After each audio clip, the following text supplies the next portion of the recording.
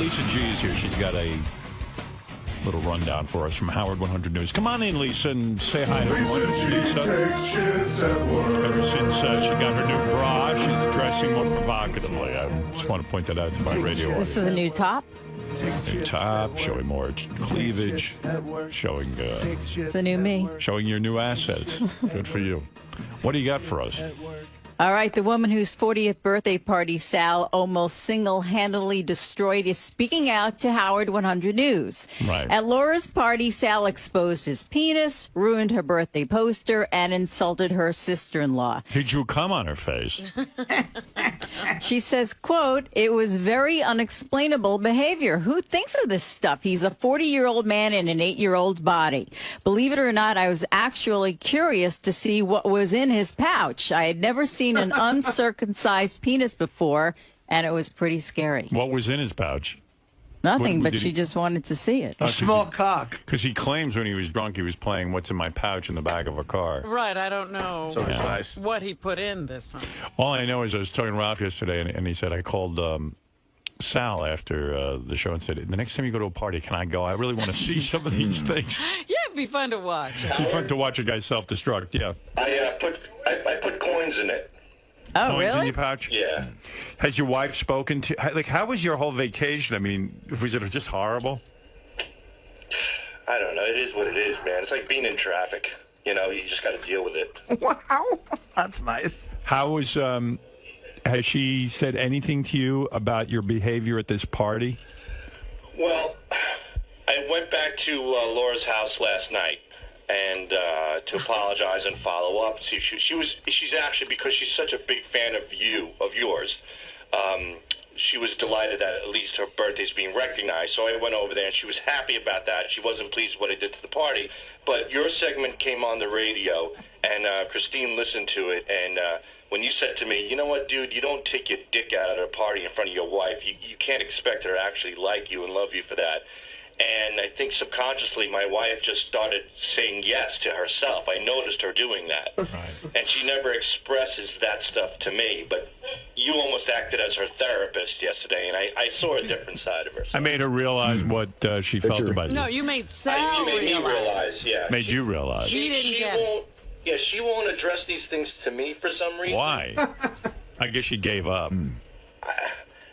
You know, when she wasn't angry. But do you notice a pattern that, like, everything you do is you ends up at like huge apologies, sending people flowers and. Look at this. This is days after the party. He's still dealing with the repercussions. Yeah. Yeah. I don't know. Day by day. Day by day. Day by Day day. by day. No, but do you ever get embarrassed, like just sort of how you're? Dude, I'm beyond embarrassment. I mean, I've sold my soul to the devil. What are you talking about? I can't even. It's beyond embarrassment. I mean, What do you mean you sold your soul to the devil? I have no dignity left. You know, I mean, what do I have? But if you want dignity, why would you like start drawing cum stains on the woman's picture and then whipping your cock out and like leaving it hanging out and pissing into the fucking? Yeah, doesn't it sound like you gave away your dignity? Yeah. Nobody took it from you. Did he ever have it? When you say you made a deal with the devil, again, it implies to me that you're so starved for attention that you've decided to just throw away all of your dignity just to get this attention. I guess I don't know. I mean, I don't like to look at myself that way, but what do you mean you made a deal with the devil? What did you mean by that? I mean. No, you said something. What do you mean by it? I don't know. I decided to cross through that threshold of humility and just do whatever I do. The threshold of humility. Yeah, I broke through that. What's the deal with the devil? What is the devil giving you in return? In other words, when you make a deal with the devil, it sounds to me like you got like when Robert Johnson gave his soul to the devil. Supposedly he gained the ability to become an incredible blues player. What did you become? What did you get? Captain Sack. No, what did you want? What would you say you made a deal with the devil? What is the deal? It's not really a deal with. I think I improperly put that phrase together. I don't know. It's like the. No, I think you meant what you said. You made a deal with the devil. Okay. In my head, it's the wages of doing what you do for entertainment. I mean, so am I the devil? Like, in other words, no, you're the greatest thing that ever happened to me. But it sounds like I'm the devil. In other words, you made a deal with the devil. In order to get on the Howard Stern show, you had to be crazy. In my head, yes. Yeah, so I'm the devil. No, you're not the devil. You're the guy that I but isn't that devilish? Like you made a deal with me to come on this show, and in order to be on the show, you have to be wild and crazy. No, I think you are the symbol. And now you're famous. I think you're the symbol of the greatest achievement in my life, working for somebody who is the greatest entertainer ever, and being a part of that is really gratifying. So what's the deal with the devil? The deal with the devil in my own head is, yes, in my own head, I feel like I had to do these crazy, insane things to please. But even at a party.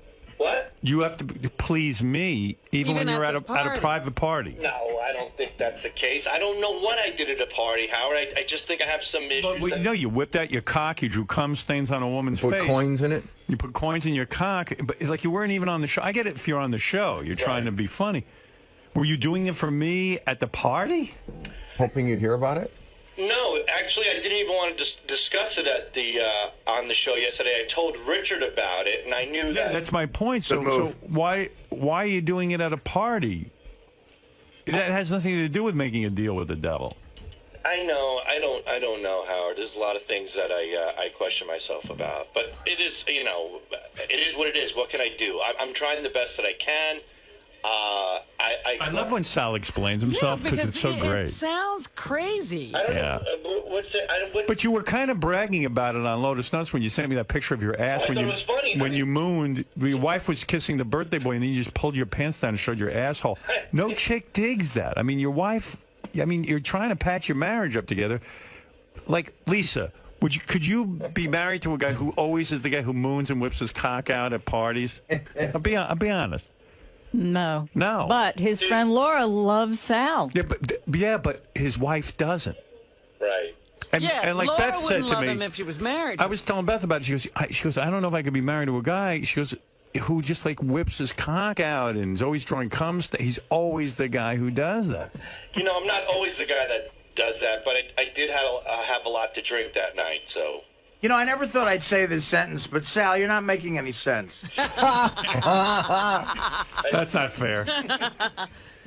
Must be all that jet skiing, Artie, all that weight you're losing from those jet skis. It's causing you to... Keep it up, you bastard. Clouding up your memory. Keep pushing that jet ski button, pal. You keep pushing it. You're looking great. Oh, thank you. You're not seeing Lisa's 30 Ds. Sal, I don't want to... Look at her. Sal, I don't want to ruin your on-air persona, but I know you're a big Eunice Shriver fan. She died 29 minutes ago. Yeah. Was that a Kennedy broad or something? Yeah, she was... Wasn't that a Kennedy broad? She was a Kennedy sister. A lovely remembrance. I like to draw cum stains on a corpse.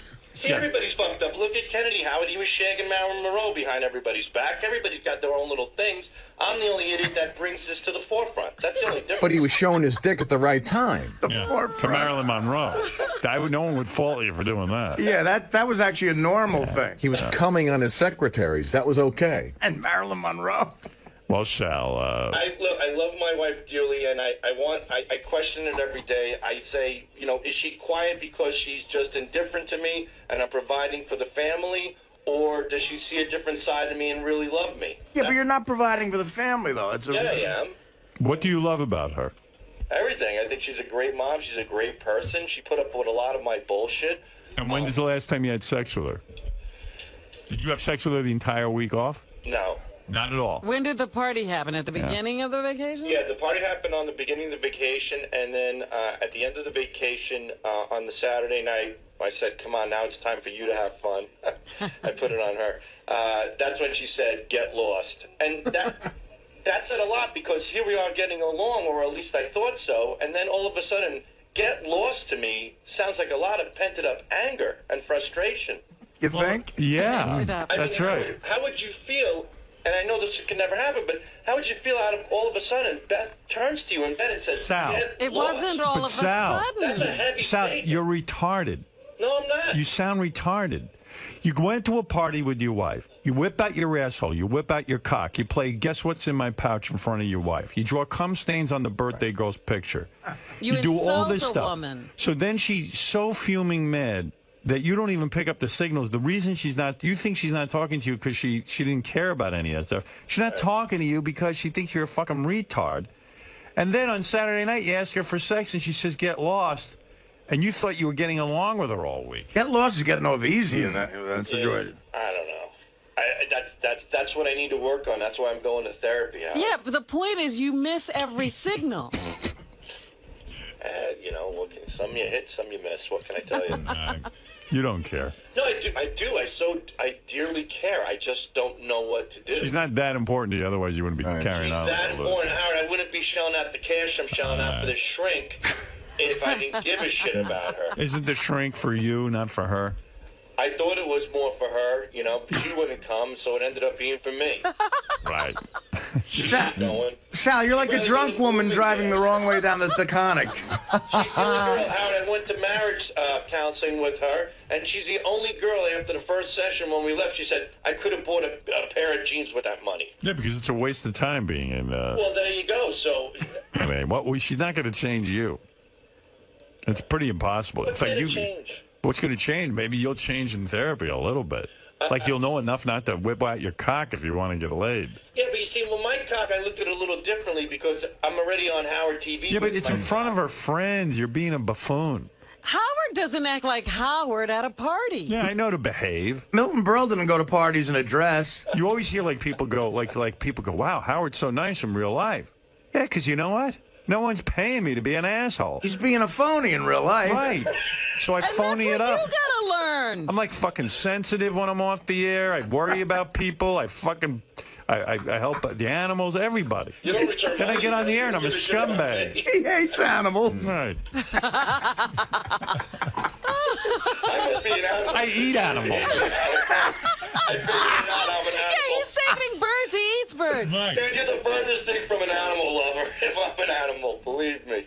But do you understand what I'm saying? Like, when I'm out with my wife, I'm like sort of, in my own weird way, classy. You have to be appropriate, Sal. But Howard, I think the difference between you and Sal is I think Sal is just obsessed. I think Sal's not bright. He can't cut himself off. I think he's got some problems. I don't think it's even that. I don't think he's that bright. I mean, I'll give you a perfect Did you hear him example. on the wrap-up show yesterday? No, what did he say? He was remember he said that thing about the Jews? Yeah. And then he was trying, he's trying to figure out how to apologize for it. Not apologize, but just explain Justify? himself.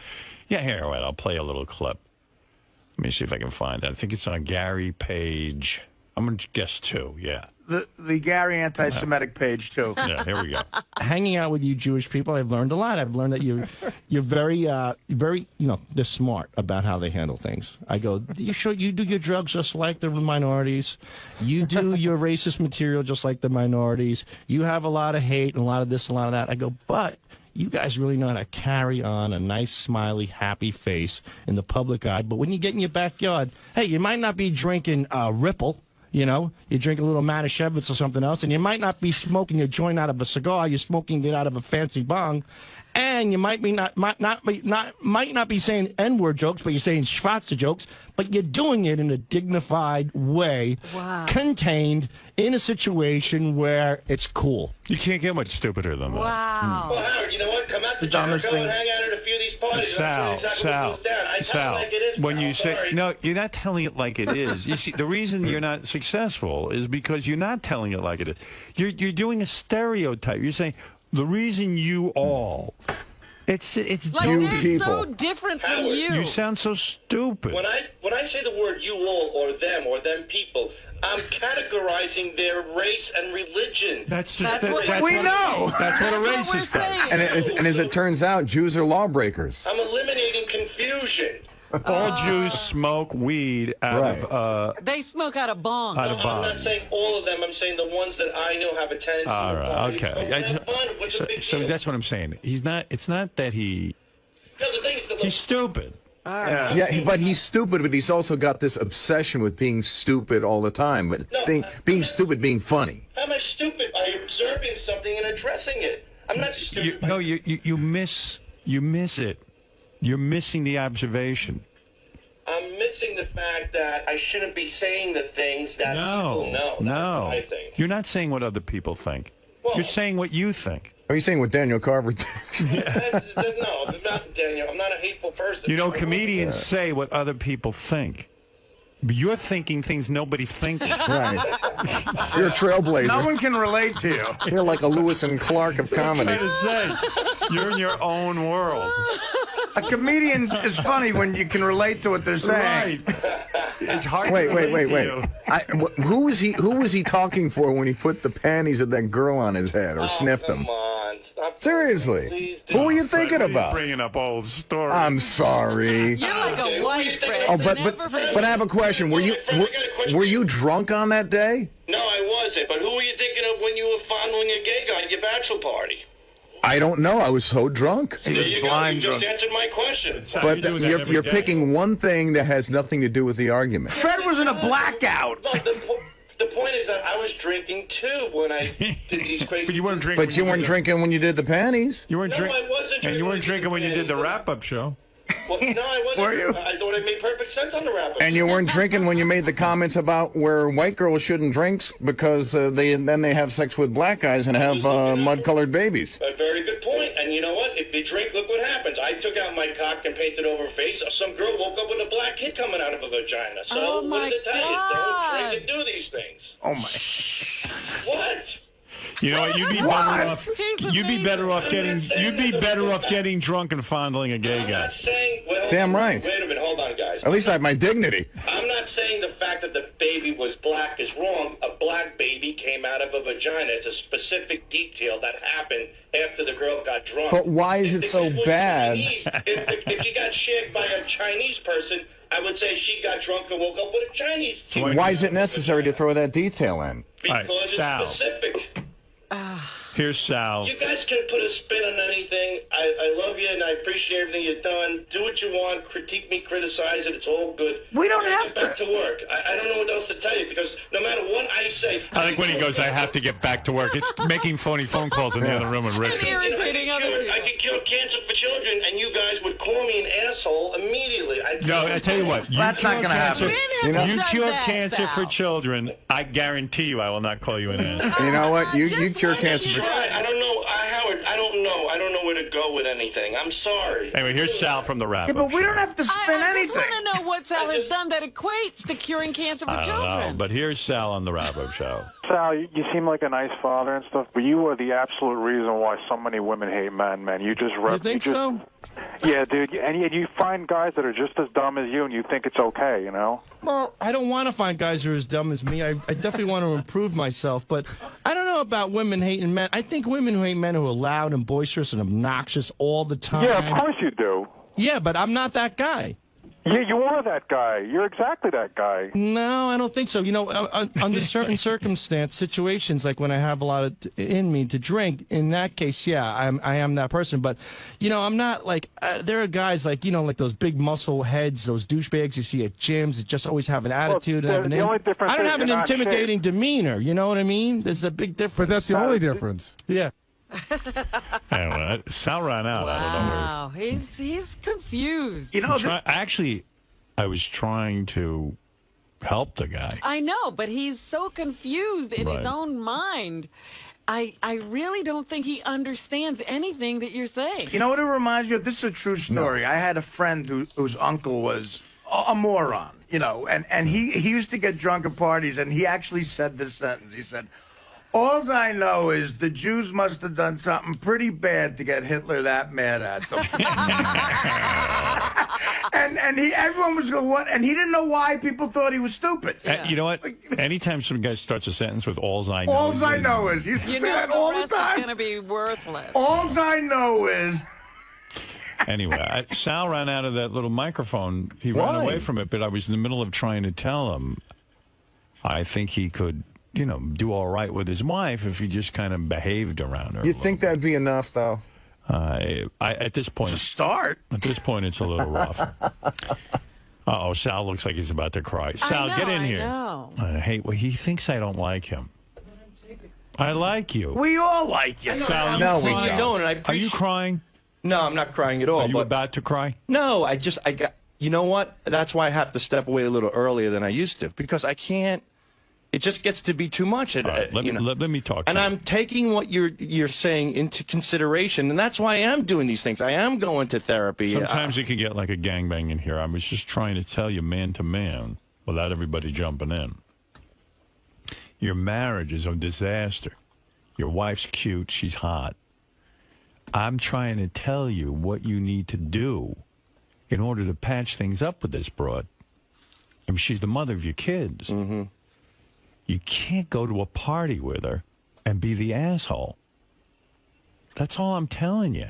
I know, but I'm being real now. I know. I think you've been being real since day one, but I don't know. Tell me what you don't know. 'Cause I don't know think how it's to a long fucking list. get there. I guess I really am that wacko that you've been saying I am. I don't know. Tell us what you do now. Maybe that's a better way to start. I do know you can lose a lot of weight jet skiing. I know Jews use bongs. That's what I know. That's a go-to for you. I know. I love it. I just love it. Are you saying that you feel now that you never thought you were nuts? Right. Now you're starting to realize you might be. Considering what happened at the party and considering how much I really do care and love my wife, why would I do these things? How to does it keep going jeopardize horribly wrong? Right. Howard? Now, I have a theory why you keep doing these things. That's what I was trying to tell you. Right. You are so hungry for love and attention that you'll do anything, even at a party, to stand out. Because you want to be special in the worst way. Even to the point where now you're special. Everyone's talking about you at the party. The party was your party. You know what? You couldn't stand that the focus was on this woman and it was her birthday and her special day. You couldn't stand being just part of the crowd. You so badly want to be seen. You remind me of a guy who sits at the movies and you sit there and you stare at the screen and go, you can't even enjoy the movie because you're like, I'm supposed to be up on that screen. But I'm not to extreme. Right. I'm really it's supposed not. to be you couldn't even let that woman have her birthday. I love that woman. I adore that woman. I do. You were jealous of her. Your no, I envy wasn't. came through. I really am. I'm not an envious Sal, person. you got to get in touch I'm with not. this. You're so envious that the But I'm attention is not. going to another human being. I really am not. I got drunk off my ass and I You know acted why like a jerk. you know why you hate? You got to look at the result. That's He's got to look at the result. He keeps arguing, but he won't look at the result. You know why you hate women so much? I'm going to tell you why. When a woman walks in the room, she gets all the attention just for being pretty. So you hate pretty women. You want to be the pretty woman. You want to be in a dress and fucking high heels and have everybody look at you. Yeah. And it's not happening. So I'm you so whip your glad I cock came out. in here. Right. That's what I'm telling you. Look at me. I'm trying to help you here. I don't want to be a pretty woman, dude. Yeah. Sure. No chance of that. Not literally, but you want to be the person who walks in the room and gets all the attention. I don't know about that. Yeah. But didn't it happen, Sal? See, that's what I'm saying. You have to look at the result of your actions. Don't look at the the beginning of the action. Look at the end point of the action. Now it's not Laura's party. It was the party Sal ruined. Right. You took away Laura's party. We all have that to a certain extent. Do you understand that? Yeah, yeah. I don't know. What? You don't know? Yeah, I get it, but I don't. Didn't your father pay more attention to other women than he did to you? Yeah. So the pretty woman walks in the room. Where's your father's attention go to? The pretty woman. Not you. Your wife's emotional friend is on the phone. I'm not wearing, dude. I don't want to be a part of this. Is that homo crying like a bitch? How's my favorite daughter? Squirt a few more tears, you homo. I'm not scoring any tears, you dick-licking piece of shit. Drop dead, you cocksucker. I mean, that's the way she used to cry when I fucked her. Oh, yeah, I'm sure. That's Gary, you know. Do you recognize it? Is it really? It's Papa Booey. Hey, wow, it's the first. It's been 15 years, and Gary finally pranked me. You're pretty good. When you're done in there, come back. I need you to throw some stuff out for me. Nice. Bill, you're on the air in Rome, New York. Go ahead, Bill. Hey, now, Howard, two things. The first thing is you got to give Sal his own show, man. And that What for? I don't need my... the 15 minutes I get here, I feel like a pile... I slither out of this place every day. Can you imagine me for an hour and this guy breaking me down? I can't get enough of you, Sal. Thanks. Well, I think you're fantastic. All right, Sal, there you go. You have your fan. but it's not that. See, that's another thing with the therapy thing. It's not... I shouldn't be looking for that. Thank you, Bill. The only acceptance I should be happy about is for myself doing a good job and my wife and children. When your father wouldn't pay attention to you, how did you feel? You know, I closed that out. I just closed it out. Let's talk about it now. How did you feel when your father ignored you? It was horrible. It was one of the things that my therapist told. I'm working on right now. My therapist. So how did it feel sitting at that party watching somebody else, and no one was really noticing you? How did it feel? You know, I have to be honest with you. When I was at the party, I was there. It was a Do you see the similarities psychologically? My therapist. No one's paying attention to me. I can't get attention, so I'll act out any way I can. I'll whip my cock out like a woman would whip her breasts out and get your father's attention. I'll show my cock, and everyone will now be focused. Who can't stare at a train wreck when he was whipping out his cock and putting shit in his foreskin? Right. See what I'm saying? Yeah, yeah. When you're at the party, I get it when you're here, you put it on, it's showbiz. But now you're at the party with your wife. Right.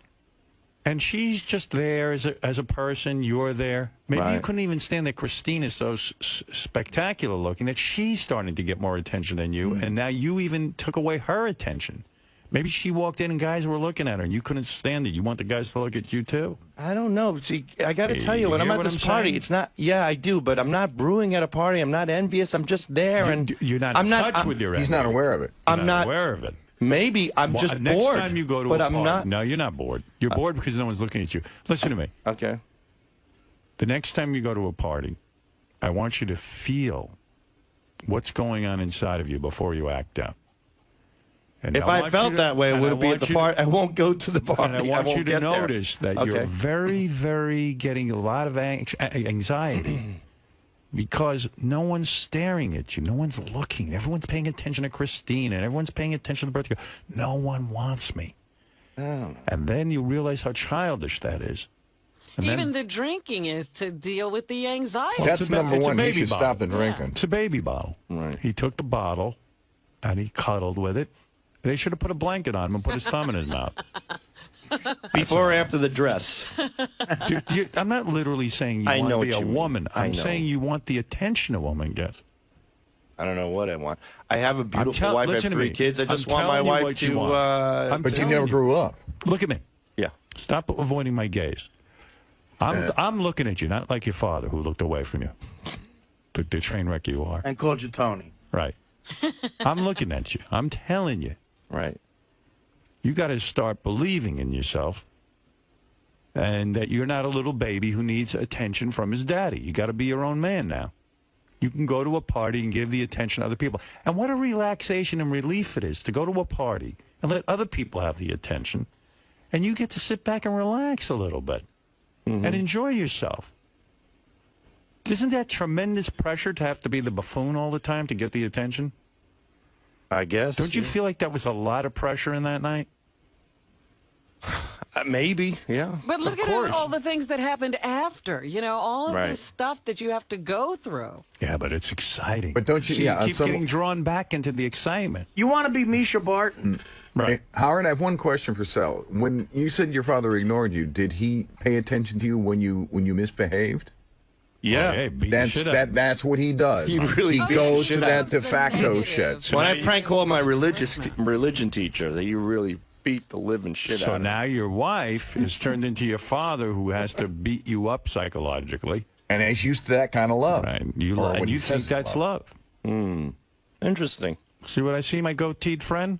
Yes, I see a little bit of it. Thank you, Mike. Go ahead in Buffalo. You're on the air. Hey, Howard. Sal, is Sal still in there? Oh, yes. No, he's gone. Yeah. Sal, how have you not gotten the shit beat out of you every time you go to a party? You know, that's a great question, and I actually ask myself that a lot. It's amazing. I don't know, I think I have an ability to, in some odd way. Where there's pussies or... No, you know what it is? I might be a little crazy and stuff, but people also, there's another side of me as well. I think I'm a nice guy, and people... You are. That's the adult Sal. I get along with people really well, but then... grown-up in Sal. The only thing that prevented that... Sal, I'm asking you to look at the Sal who's not so grown-up, the baby who gets into the room and feels envious that everyone else is getting attention. And you know what? There's no shame in admitting it lives inside of you. Yeah, but it's Sal? real dicky. There you are, whining. His wife a poodle? What? Okay, that guy happens to be a great guy. We were actually conversing for about a good 45 minutes. What guy? I could talk. If I'd have known you my whole life, if you'd have said that to my wife, it'd have been your last day on the planet. If you'd have put my daughter's panties on your head, if I was mutt, it'd have been over with. Because you know what we do, if you know somebody real well and they do a few kooky things and they got a screw loose. I don't know. You draw cum on a guy's wife's face. You could get your ass kicked. That's bad. I mean, how did I did get my? I only got my ass kicked one time. Who kicked your ass? Some black dude. I was drunk. I was leaving a bar, and he was rapping in the middle of a parking lot. And I was back in my G-Man days. I started rapping to him. No. You challenged him to a rap-off? Yeah. G-Man? Big mistake. G-Man challenged a black guy to a rap-off. Yeah. Go ahead. What happened? He was trying to get street cred. Yeah. Well, this guy was huge. I mean, this guy, as soon as he walked in the room, I remember at the club, I recall. Sal saw too many movies where, like, black people, instead of fighting, worked out stuff through rapping. Right. Yeah. Or dancing. Right. I thought it was like West Side Story. Like Eminem's movie where he gets up on stage and he disses the guy through rap and then everything's cool. Here's me in my fantasy. I guess this is the fantasy land that you refer to. Very realistic. So you saw a black guy rapping in a parking lot where most of us would just keep walking fast. Right. You stopped to rap against him. Before I started drinking, when he walked into the club, I saw him from across the way. I said, "Whoa, that's one guy I'm going to definitely stay away from." There's a black guy. Right. You know, and this guy was built like a shit brick house. Yeah. And I stayed away from him. A brick shit house. All right, go ahead. See, that's why you won't beat me up, sir. I just made you laugh. Go ahead. So anyway, we get outside. Not on purpose. And I'm like, yeah, I know. I'm drunk off my ass, and he's sitting on the hood of a car with a couple of the brothers there, and he starts rapping. And I walk past him with my buddy, Chris the cop at the time. And you knew you were better at rapping than him, I guess. It was time for because I was G-Man at the time. I had my hip-hop stuff out, and I was convinced I was going to prove that a white guy can rap better than a black guy. Go ahead. No, it wasn't right and black. It was just talent. All right, so anyway, I go up to him. The guy goes, I'll never forget. He's like, "Yo, Lester, give me the keys to the car." And he's like, "No, man, you can't drive." And he's like, "I ain't driving, motherfucker. I just want to listen to the radio so I can do some of my hip-hop shit." So I heard that, and I said, "Oh, you want to listen to the radio for some hip-hop?" And I started rapping immediately. Right. What did you do? Do you remember the rap? No, I don't remember the rap. Then please try to remember. Did the N-word come out at any point? No, it did Let not. me hear the rap. I don't remember it. Do but one of your raps. I'll tell you what happened was. Please, I'm begging you. Do one of your raps. I don't know. I can't do it. It's so awful. Go ahead, do it. Artie helped me. No, just do it. I don't know what to do, pal. I was like, people, listen, I'm not dissing, pushing at the party, and you're wishing. And then he jumped in with his like. Ski doesn't help you rap. You don't need Artie's help for that. and he jumped in and started rapping. And he's like, yeah. So my friend said, "What the fuck?" Again, Sal, what is Sal doing? And he stepped into my face and he started rapping. Right. So he was rapping. Right. So here's where it got crazy. He starts rapping in my face, and then I start rapping even louder in his face, and it's like a rap battle, like something you would see in Beach Street.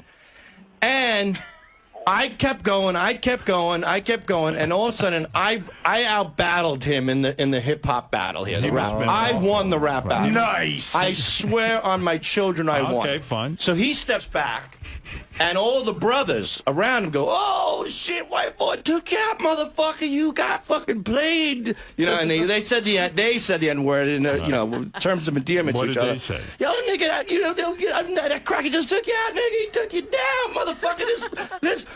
Yeah, it's like this white boy can fucking rap, man. And the black guy was upset, but not that upset. He shook his head, and here's what happened.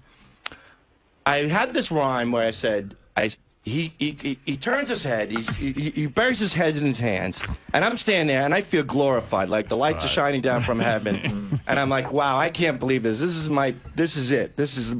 I made it. It's all downhill from here. Well, then I have to cross the line. So I said to him, all I said was, as he's turning around, I said, "Yo, your mother's so old, she looks like a prune." And I don't even know what that means exactly, but I had that in one of my rap songs. Well, prunes are black. Right. I go, "Your mother's so old, she looks like a prune." And all of a sudden, out of nowhere, lights out. Right. He cocked his arm back, and boom, he hit me right in the face, and I was leveled out on the ground. I guess he won that. He wins. Are you sure you didn't say coon? No, I didn't say coon, but it could have rhymed with prune. Maybe the next line he might have said he would have stabbed me. But I was down on the ground, and I get up and I spit it looked like tomato sauce coming out of my mouth. I mean, down my shirt and everything. And he just looks at me, he goes, "Don't you talk about my mother. She raised me for 9 months." And he and I'll never forget it. And he walked away. It's one of the best stories I've ever heard. And then all those guys are there, and they're looking at me, and I just, with my buddies, walked away. And I got in the car, and that was it. And my tooth was dead. The nerve in my tooth was dead. It turned black and all that other horse shit. Right. But, all right. Well, there's the irony. You turned black. My tooth did. Yeah. All right, Sal. Listen, I was just trying to help you with what went down with your wife. I'm hoping that you'll have sex at some point with her because she's a beautiful young woman and she has needs. Lord knows I don't want to turn into anyone else for those needs. Howard, can I ask you a question? Sure. Do you ever worry that he's going to do something that will do irreparable damage to the show? Yes. Do you? No, I don't really worry about it, no. Because, I mean, the stuff that comes out of his mouth is just unfucking believable. Yeah. I know. I don't know. You know, the two of them. And Sal, you are stupid, by the way. There's no way anybody can make the comments you do and have any intelligence at all. Right. Okay. All right. Well, that's, you see, to me. But I was just going to say, Richard and Sal, we sort of keep them contained in here. You know, that's where they can't get into trouble. I think that's a good defense now. You should just say you're stupid. I can't help it. It works. It works. And you tell your wife you're stupid. I mean, just say, listen, honey, I'm not a bright guy. You married an imbecile. That might not get him laid either. I know. Yeah, women never want to fuck a dumb guy. Oh, wait. There was a movie where Mel Gibson played a retarded guy, and he got fucked. Well, he's Mel Gibson. He looked like Mel Gibson at that Joe, time. you're on the air in Raleigh. What's on your mind? In a year and a half, this guy's going to be homeless. Sal, that's true. What are your plans? Let's say I leave the radio, because I worry about everyone here. Right. Would you have any kind of game plan? Bartending. Seriously? No, I don't know. I don't know what am I going to do? I don't know. Somebody's going to hear this show, and they're going to say, they're going to laugh at the prospect of him coming to work for them. No. Sal and Richard have such a great job, if you ask me. They come to work every day. They have their own studio with it's called the Sal and Richard Room. It even has. We call it the Room of Doom. Yeah. And they have their own equipment in there. And I ask them to go in there and just do whatever you guys want to do, and come out with some cool stuff. And it is kind of a cool job. And it's the greatest job in the world. Yeah. So I'm thinking. I don't know. I worry about you, but maybe see. This is why I feel I have to stay in the business. No, you don't have to stay in the business for me. I've always gotten by. I mean, whether it was Wall Street, whatever I did, I was successful at. Pizza, yeah, I can make pizza again. Maybe me and Scott the Pacer will open up a pizzeria or something. You can't worry about everybody, Howard. Yeah, I know. You gotta let. I worry about him though. Well, I mean, you're gonna start. I mean, if you think about it, you're gonna start worrying about everyone. Yeah. I don't know. Nah, you don't have to worry about me. I'm okay. I'll get by. Doesn't matter. Yeah, I'm worried about everyone but Sal. Thank you, Sal. I don't know. I wish you the best. I don't know that we're going to be able to tackle this all in one session. I don't think we will. All right. Thank you.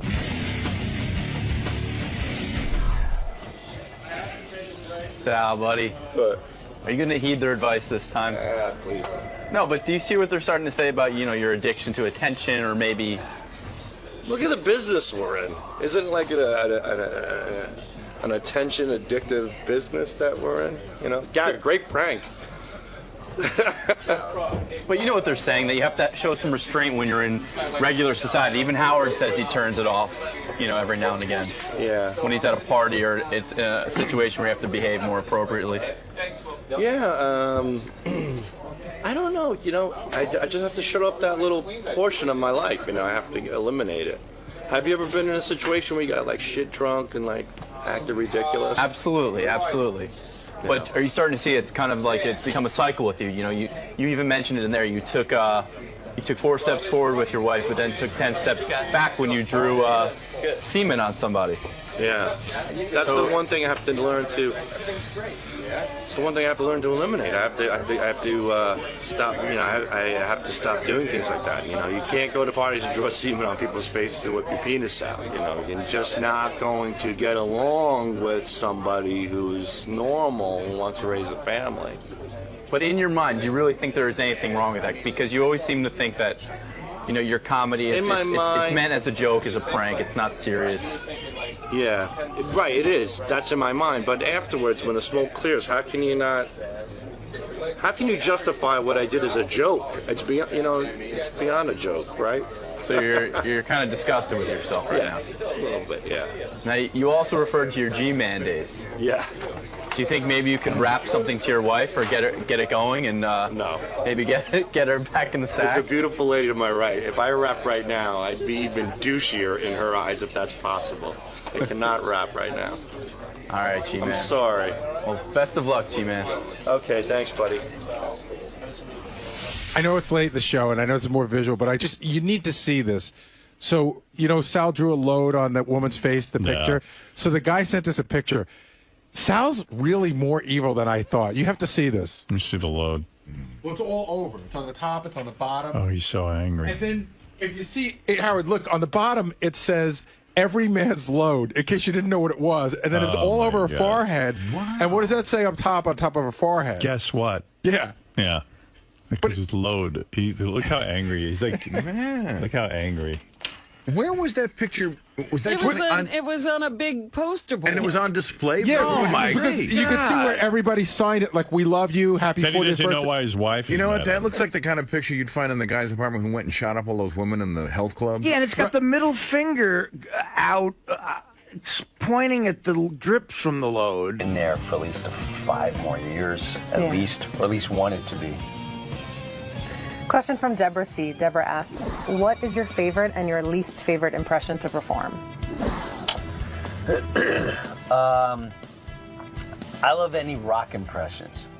I like them more. My least favorite is, you know, the 𝗦𝗵cie one's old to me. You're just tired of it. Yeah, I feel like it's almost hacky. Oh, hey, where's my assistant? Where's my... Hey, give me a cup of coffee. How long I gotta fucking wait here? I mean, come on. Like, I don't want to do them anymore. Got it. Tracy Morgan, I'm getting tired of. Love you, bros. People busy, man. I got childrens. And I'm alive, man. I like working with Alec Baldwin's. But even the impressions, like, I only do the people I really like. I don't sit there and study people. I only imitate everything I'm really into and I like. I don't know. Question from Patrick S. Patrick asks, has Tracy Morgan gotten in touch with you since you put it out there that he was kind of an ass to you? He wasn't an ass to me.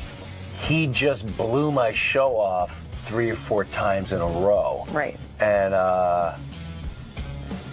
knowing him for as long as I did, I would have expected either a personal, hey, sorry I couldn't make it, but to like book himself on the show, me go, all right, this is 20 minutes to fill, this is 40 minutes to fill, and then just not show up. It was fine. First time. Second time was weird. Like, why go to the point of saying, I'm coming on? If you don't want to come on, just don't come on. Right. Or deny it. No, I don't want to. So that was the only, but I also know Tracy. That's sort of who he is and what he does. Who knows? He might be in a position where they go, hey, really, why don't you do this? And he'll go, all right, yes, I'll do it. And then when it comes to that moment, he's like, man, I don't want to do this. And then he doesn't do it. So I get that side too, but no, he hasn't reached out. So have you talked to him since you talked about this experience? You haven't run into him? Or No. Okay, think it'll be weird? But if I did, no, not at all. Okay. Not at all. Me and him would never have weirdness. And that's the thing, like, I don't have any weirdness towards him. But I did want him to know, like, hey, you know, you could have just said, sorry, man. Yeah. I flaked. I get it. I flake too. We all flake.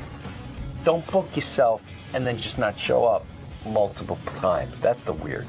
That's weird. Matt H. asks, are you happy with the way that family life has changed your act on stage? No.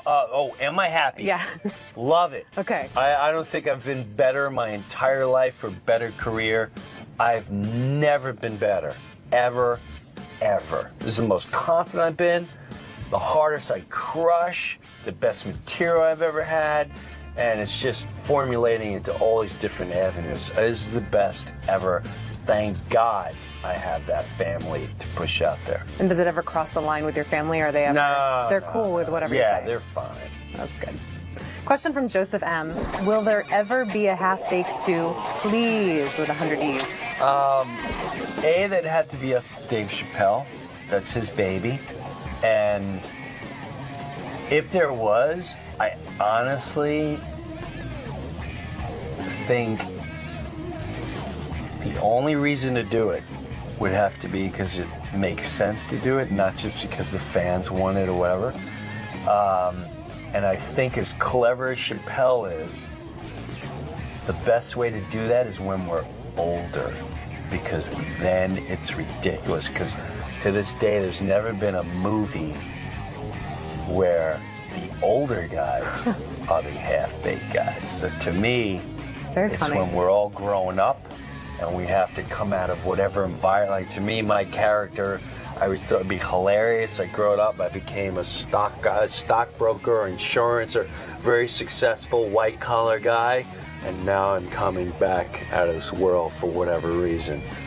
That would be funny. That would be very But just funny. to do half-baked for the sense of half-baked, that would ruin what half-baked is now. So maybe someday. Maybe.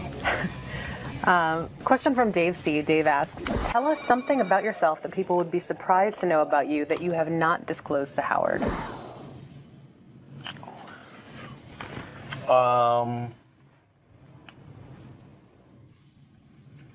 Maybe I'm deeper in faith than he realizes. Maybe. You're a religious guy? Not religious. Okay. I don't. Religious is you go to a Catholic church, blah, blah, a deep spirituality that keeps away. That there's I believe in a different layer of spirituality than what most people probably think of. Does your work ever feel like it's in conflict with that to you? Yeah, once in a while. Yeah. Once in a while, I turn my back to it and I go, all right, I'll just do this. Have you ever turned anything down because of your spirituality? Oh, yeah. Really? Oh, yeah. Plenty of jobs, plenty of sponsorships, stuff like that. Wow. Yeah. Interesting. Question from John K. John asks, are there any impressions you've wanted to do but you just can't seem to nail it? No. Nothing. You put your mind to it, you got it. Yeah, I put my and there's not if I really want to do the guy, I'm gonna get him. If I really want to do them, I'm gonna get it, because that's how it works for me. If there's something about, I would love to be able to do Stern. Do you have you tried before? Not even close. I never tried it. This is a great opportunity on Find Time to I only work do it through. when it's nailed. Gotcha. There's none in progress you can show us a sneak peek of at this time. I never even tried it, so I couldn't even go there. All right, I'll let you off the hook. I want to thank Jim for taking the time to answer the questions that you, the fans, submitted. Keep sending your questions in. You can tweet them, you can Facebook them, you can even send a video submission and be a part of the show. And remember, this is your show, so don't screw it up. Until next time, I'm Rachel Fine, and I hope you had a fine time. Did you have a fine time, Jim? I had a fine time, and there's really no better fans in the world. That's so true. They come out in huge numbers to see me. Thanks to Howard. That's awesome. Yeah, thank you. Thank you. Thank you, guys.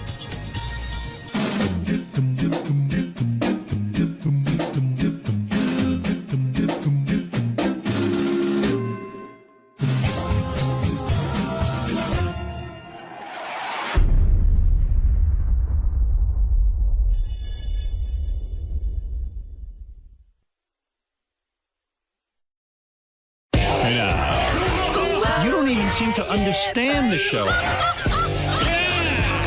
You just ruin everything. You got to be funny in here. I can't wait for you guys to see this on Howard TV. Daily shows, classics, and exclusive behind-the-scenes access. Well, that's going to be on Howard TV. The funniest, sexiest, most star-studded network on TV is Howard TV On Demand.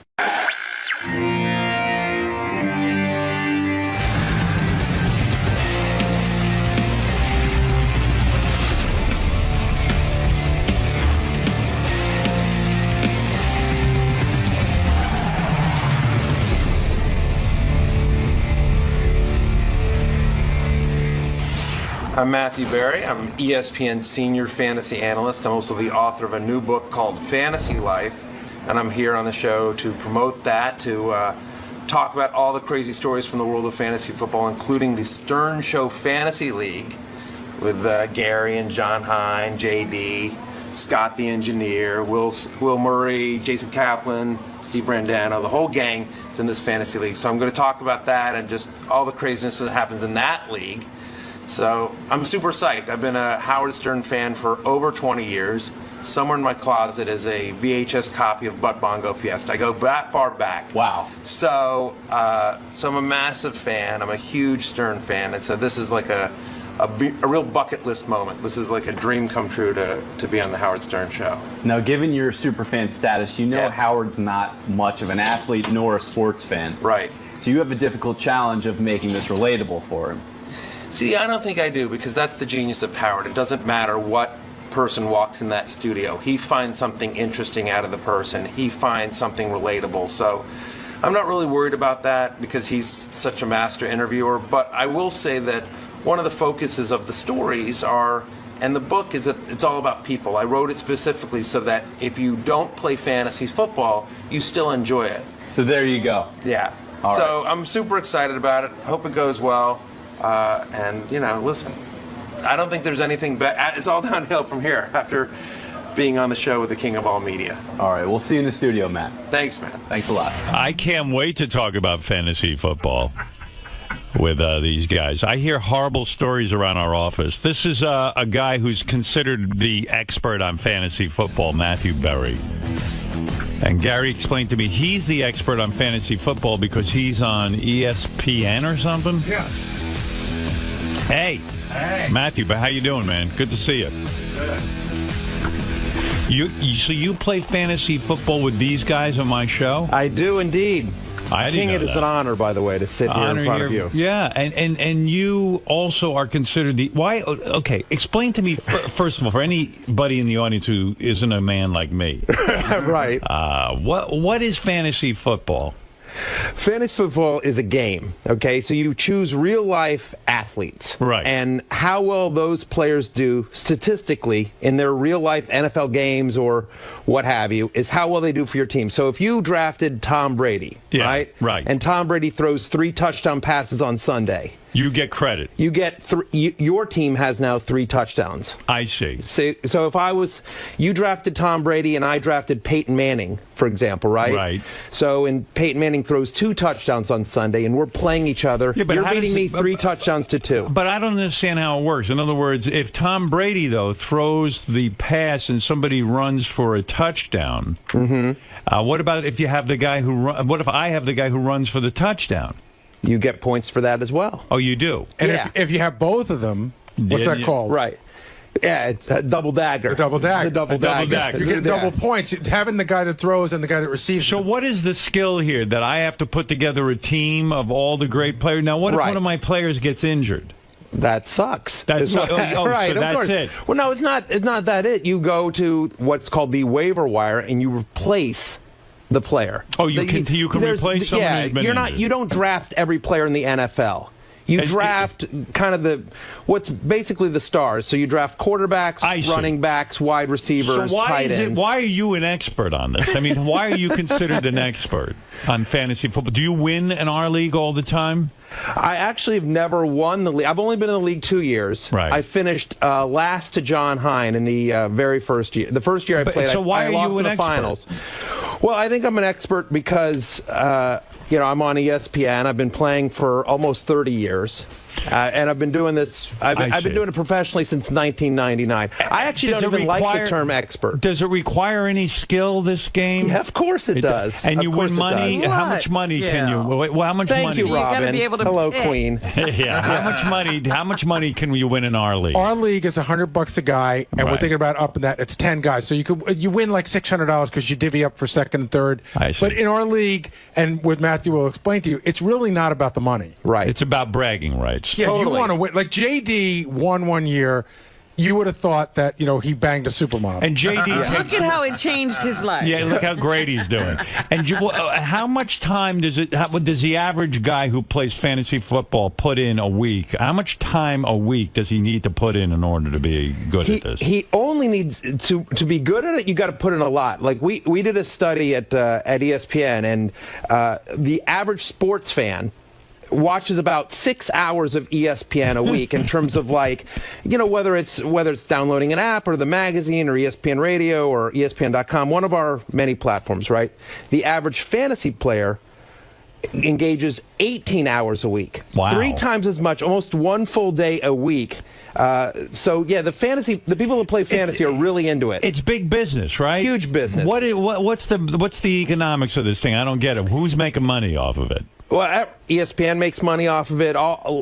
Is fantasy football so popular that it affects the actual NFL? Yes, I believe so. How so? I mean, well, in terms of revenue, they've found studies that the NFL started promoting it in 2003 really hard because they found a study similar to that, which was that the average football fan watched about 3 hours of football a week. The average fantasy football player watch 6 hours. Because they're vested in seeing how their team does. It gives you a rooting interest in, whatever. Gary's a fan of the Jets, right? We all know this. Gary's a big fan of the Jets. So he might not Gary, you don't take good Jets players on your fantasy team. No, because they suck. Because they suck, right. But what the point is if I have the quarterback from Seattle and I have a running back from San Diego, then you got to watch and the San games. Diego is playing Seattle, a game I would never watch, I am now very interested in. Right. Yeah. It gives you a rooting interest in stuff that you wouldn't care about. And in fact, if you don't play sports at all, it gives you a reason to watch. You had a major Hollywood career going. You were a writer. Yes. And you'd written some pretty notable things. And you gave up your entire writing career to become a fantasy football guy? That had to be pretty risky. I think so, but I was miserable, Howard. You were miserable as a writer? I was miserable as a writer. So I was 35 years old. I've been playing fantasy sports since I was 14 years old. Right. I'm 43, right? So almost 30 years. There are other fantasy sports?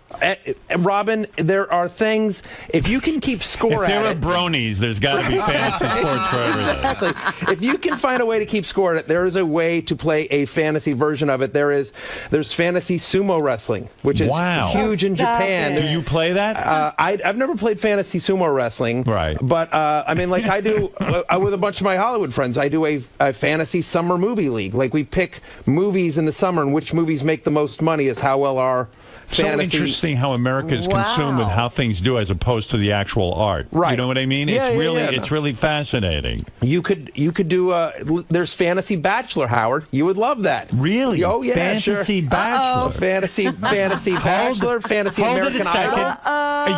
You're shitting me. Right. I think Desiree is going to marry.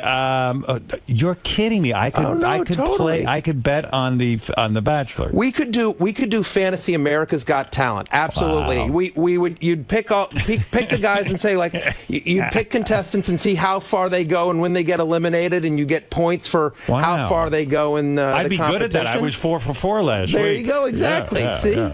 I know You're what's already happening. playing. I'm already playing. In fact, I would even say, Howard, you actually play fantasy sports. You don't realize it. Remember a couple weeks ago when the National Enquirer had the celebrity death pool thing, and you guys were. By the way, I am going to win that one. Who do I have, Fred? Tell everyone.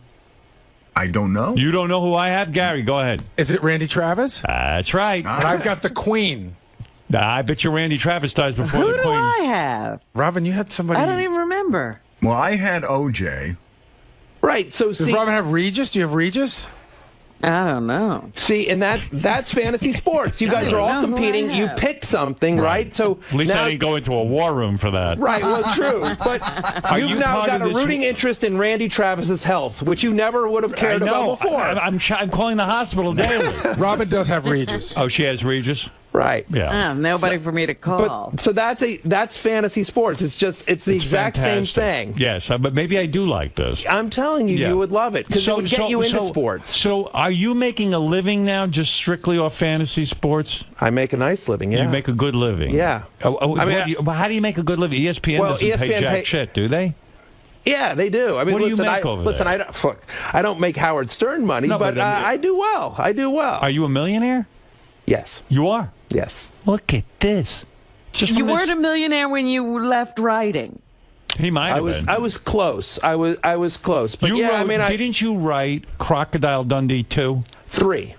Yeah, not even the good one. Not even I wrote the third one. Yeah. Yeah, but the story. Tell that story. All right. So I was a screenwriter in Hollywood for the longest time. Right. And I was just doing fantasy sports stuff on the side. Right. So anyway, and I was working with my writing partner, a guy named Eric Abrams, who, by the way, huge Stern fan. He's the guy that turned me on to you like over 20 years ago. Thank you, Eric. So, anyway, so we get call. Hey, our agent calls up and says, "Hey, you guys know who Paul Hogan is? Of course. You ever seen Crocodile Dundee? Of course." He's like, "Well, he's a client here at the agency. Wants to do a third installment of the franchise. I'm the agent in charge of putting writers in a room to pitch them ideas.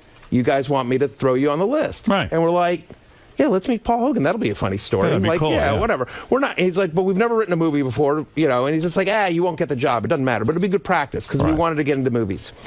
So we go in, we watch the first two, and there's only 2 rules apparently: that it has to take present day, has to take place present day, which means 16 years after the second movie. You know, of course, because everyone's all clamoring for another Croc movie, and then and his real life wife has to be in it. Right. Linda. Right. So she's got to be in it. So whatever. So like we don't spend a very much time because we're not getting this job. So we just go in and we're just like, look. You did New York in the first 2 movies. Why don't you do L.A. in this movie? You've been living with this woman for the whole time. You're not married, but you've got a kid. Because we'd figured like at that time Something About Mary was the big movie, right? Yeah. And like so, and there was like no way that this could be an R-rated comedy that could compete with that. So we're like the only chance you have is a family to do this for families. So anyway, so we go there and we pitch and we say, so look, come to L.A. and it's Beverly Hills Croc. Right. You're going to walk around L.A. and wacky stuff happens. You get a job at a movie studio because you can talk to animals, whatever stupid thing that is, right? Yeah. There's some bad guys there you saved today. Not tough. You know, it's Croc 3. We'll make it funny. Yeah. Whatever, that's what we say. And he's just like, you guys are the only ones who get me. You're hired. We're like, what really? We're hired on this thing? Wow. What? Right? So you go off and write the script. Right. So the deal is, we actually don't want to write them. We're like, are we really going to write Croc 3? And they're like, guess how much they want to pay you. How much? We ended up, but because the movie got made and we got credit and residuals, we ended up making close to $1 million on that movie. Wow. Yeah. Wow. Like I want to say like 850, 900, something like that. Robin, yeah. why don't we write Crocodile Dundee 4? 4? Yeah, listen to my pitch, okay? Okay. We can write this simple. Tornado hits Australia. Crocodile Dundee gets swept up in it. Him and a whole bunch of alligators. Alligators start falling all over people and eating them. Alligator-nado. Yeah, the only guy, Crocnado. The only guy who can save the day is Crocodile Dundee. What do you think? Bye, Cracky, you get me. Right, see? Sold. Right. Done. Wow, I didn't know it was that easy. Well, we're like, well, listen, this is my advice to the kids out there. If you're going to sell out big, right? So you bet. We heard that amount, and we were just like, all right, we're in. Huh. So the deal was, he was just like, well, he wants to write it with you guys. He wants that. And we're like, oh, boy. So, like, we can't imagine spending 3 months in front of a computer screen with Paul, right? And we're like, he didn't want to do that. Right. So we basically say, like, look, let us write the first draft. Right. And we'll give it to you. And then you'll do it, right? Yeah. You know. So, and he's like, great. So we write the first draft, and off of his notes, and whatever we do, we pitch everything to him. How about this or this and whatever. So we go off and we write the first draft. and we give it to him. And the whole plan is that the three of us are going to have writing credit, written by the three of us. Right. Okay. So then he goes and rewrites it, and he rewrites it like this. So pretend we had a scene where we said, like, interior radio studio. Matthew Berry's being interviewed by the king of all media, Howard Stern, about fantasy football. And so then, Howard, hey, Matthew, nice to meet you. Okay. He would rewrite that interior TV studio. Piers Morgan is interviewing Bob Smith about soccer. Yeah, right. You know, right. Hi, Bob. Let's have dinner on Sunday. Like, so there's not one word that's the same, but it's the exact same scene, Script, the point of the scene. Right. Instead of nighttime, it might be daytime. Right. It's all that sort of stuff. Right. Instead of interior restaurant, it's interior bar. Like, it's like that's what he did. He rewrote the entire script like that. Right. It's like a college kid copying his term paper. Right. Right. And then what he did was, and we didn't care about that, but then he turned it in and took our names off. He said he wanted sole writing credit. Wow. And we're like, and because of the contract and everything like that, we needed to have writing credit on the movie, Absolutely, like because of residuals and everything like that. I mean, the whole reason we wrote it was for money. Right. So now the line's drawn in the sand. So it's us versus him. And I mean, it's like, here's Paul Hogan. Every scene of the movie written based on characters he created, executive produced by him, starring him. He's in every frame of the movie, but he still needs solo writing credit. So strange, right? So it goes to the Writers Guild, which is a process that anytime there's a dispute over the credits, it goes through the process. They vote for us. They read our draft, his draft, and the final shooting script, and they say Matthew and Eric get writing credit. So okay, fine. He appeals it. After the appeal, still same thing. He appeals the appeal. All right. So now he's had 9. It's a 3-person each time, 3-person panel. So he's now lost 9-0. Right. Right. 3 different times he's lost. You'd think he'd drop it, but no. He goes on all the media, including the show. I was so horrible. I was listening to 𝗪𝗓 in L.A. Right. I'm listening to you, and the first time you've ever heard of my existence, he's on here promoting the movie, and he's trashing us. He's just like, I'm going to sue the Writers Guild. Where is that? I want to hear that. I think it's. They told you. I think it might be on Gary Page 2, guys. Let me see. That sounds pretty cool.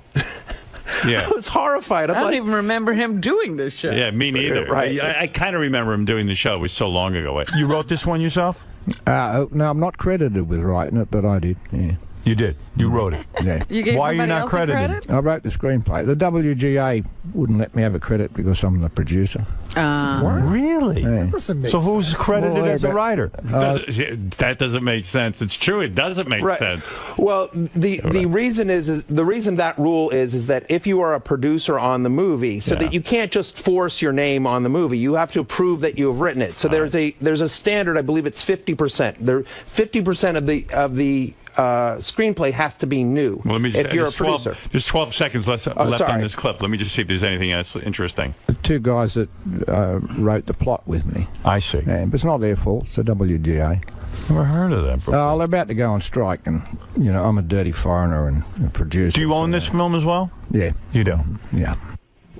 So there you go. And you were sitting and listening to that going, shit. Right. I mean, first off, we're not like super proud of having written Croc 3, you know, but now we're in this very public thing. Did the movie do well at all? I mean, it made money. It made money. It made money. It didn't do as well as the first 2 movies, but it definitely made money. And we made. I love Crocodile Dundee. I do. I love that whole thing. Yeah. So of course they get treated like shit. They're not allowed to walk the red carpet, and they're supposed to have. Oh, you went to the premiere and they treated you like shit. Oh, totally. Because so not only we're supposed we had the last 2 seats in the theater, like in the very corner, like all the cast and crew is there.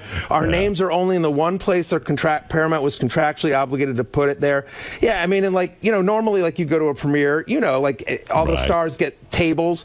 Like we didn't even get chairs. We got one of those stand-up tables way in the corner. You wouldn't give up your writing credit. What's wrong with you? Apparently not. Yeah. So you had a pretty good good career going as a writer before you got into this fantasy football stuff. Did you work on Married with Children too? I did. Gary told me that. Yes, what did you do for them? That was before the movies. I was a story editor. I worked on the last episode, last year of the show. Yeah. So I co-wrote the 250th episode on the answer to a trivia question. Look at you. And I wrote, so this guy was doing really well, and you just gave it all up for. Do you ever have any temptation to go back to writing? Not at all. Yeah. You know, I was 35 years old, and I was totally miserable. I'd been in therapy, you know, and I was. People would think that's really cool though, to be a writer and to work on all those shows. Well, I know, and that was what was screwing me up. Was like I'd had this success, like I had this job that everyone. What was your big dreams of. story on Married with Children? That Ed O'Neill was cheap.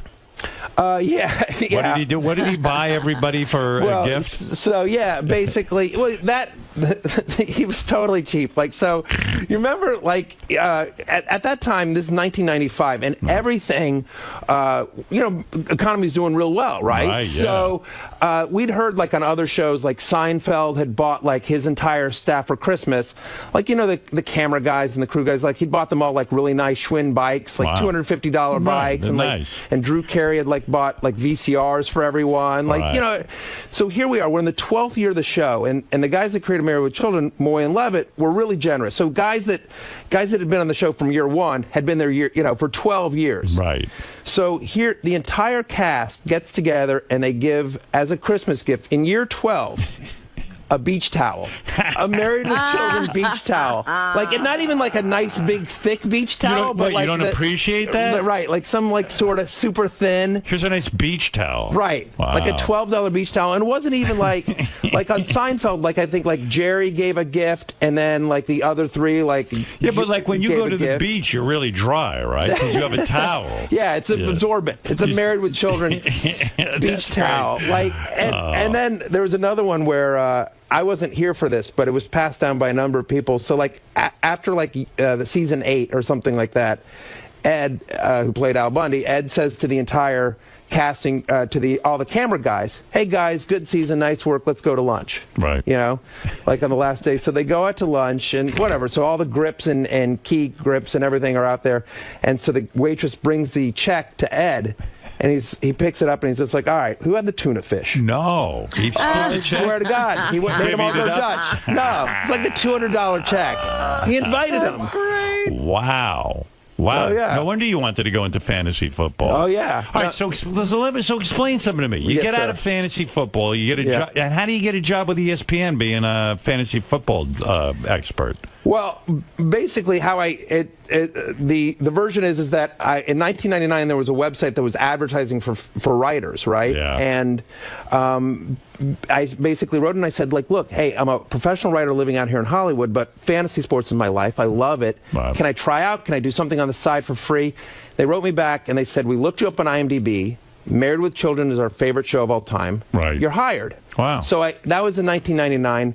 I worked on that site for about 4.5 years. I developed a big enough following that I decided to start my own website called TalentedMrRoto.com, which was my dumb little Talented Mr. Roto? Yes. What is that? I know. TalentedMrRoto.com. Right. Well, so fantasy baseball used to be called Rotisserie League Baseball. That's what it used to be called. So Roto for short. And what do you do on the website? You make recommendations and picks and stuff. So you're kind of like a handicapper for football. Yeah. I give advice, but how can you give advice if you don't win regularly in fantasy football? I do win regularly. I do win. But Gary, is he considered a great?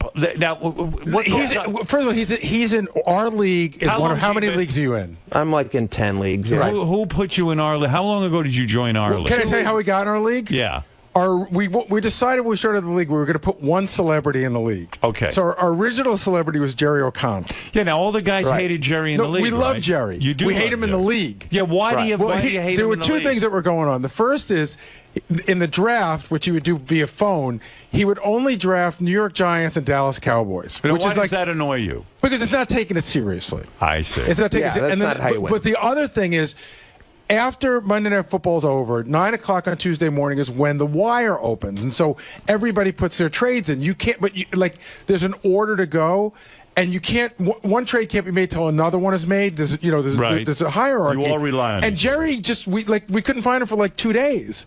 So he didn't. So we threw him out of the league. You threw him out. Who threw him out? Jason had to call him. Right. Jason, come here. So you need it. Why did you want a celebrity to make it more fun? We just thought it'd be fun to have one. Right. Jason, what happened? Why did you get selected to call Jerry O'Connell and throw him out of our fantasy football league? Because I'm the asshole, and that's my role. And And how Will did that didn't want go? to do it, right? Oh, Will totally didn't want to do it. How does that go? I mean, what do? You just, know what? It wasn't horrible. I don't remember exactly because you just haven't seen that into it, and you haven't been available. And did he put up a fuss or no? He understood. Like I said, I think he kind of. Right. He kind of so he understood. wasn't that upset. But to go back to how annoying he is, because I explained this to you the other day, and you seem Who's to get annoying? it. Jerry? Yeah. Jerry. It's like when you're playing blackjack and someone doesn't play by the rules. Right. It's like I hate that. So by him doing shitty drafts, it screws up everybody's, Right. So he's out. Future picks. So he's out and Barry's in. But how do you decide that Matthew Berry's going to be in?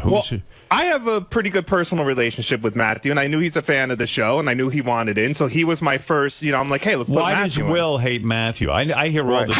Will's got a whole thing in his head that Matthew is a bully, and that which is insane. He hates that Matthew calls himself a fantasy expert, and who the fuck is he to be a fantasy expert? And he just gets under Will's skin so easily. Will, why are you disturbed by Matthew? He seems to take the league seriously. I mean, this is what you're looking for. Right. Why does he get under your skin? First of all, is this thing on? See, this is what's great about this. It's all male camaraderie, right? It is. And wives never understand this shit, like why everybody's all worked up. Although wives are now getting more into it. I like in the book. There's like a ton of stories of husbands and wives playing together. Oh, you wrote a book? Is that why you're here? Yes. I didn't even know why the fuck you walked in. What's the book called? What's the book? Let's plug that. Thanks, guys. It's right here. What is that? It's called Fantasy Life. Matthew Berry. It's all about your life with fantasy football. It's a bunch of Do you talk about these guys because you're in a league with them? I am in a league in this. I talk about these guys. I talk about you. I talk about the influence you had on my career. Influence on fantasy football? Yes. How did I influence you rather briefly? Well, just because what I loved about you, there's so many things, but I love the fact that you basically said, like, I don't care how everyone else does morning DJ. Like, people forget that you were a morning DJ, like traffic and news, and you basically said, I'm going to do it my way. That's right. Right, and so you didn't follow the rules, and you obviously became who you are. And so I love the fact that you would talk for 17 minutes about what you had for breakfast. You know what I mean? Right. And so I basically, in my columns, I made it about myself. I basically ripped you off. I influenced you. Totally, completely influenced. And I've talked about it throughout my career in the book. And you're successsul. Look at that. No, it absolutely works. All right, well, good. Thank you for saying that. Now, what's your problem? This guy seems like a nice guy. He's a nice guy. He is. First of all, Jason has a big fat hard-on for Barry. Like, it's ridiculous. Why, he licks his ass.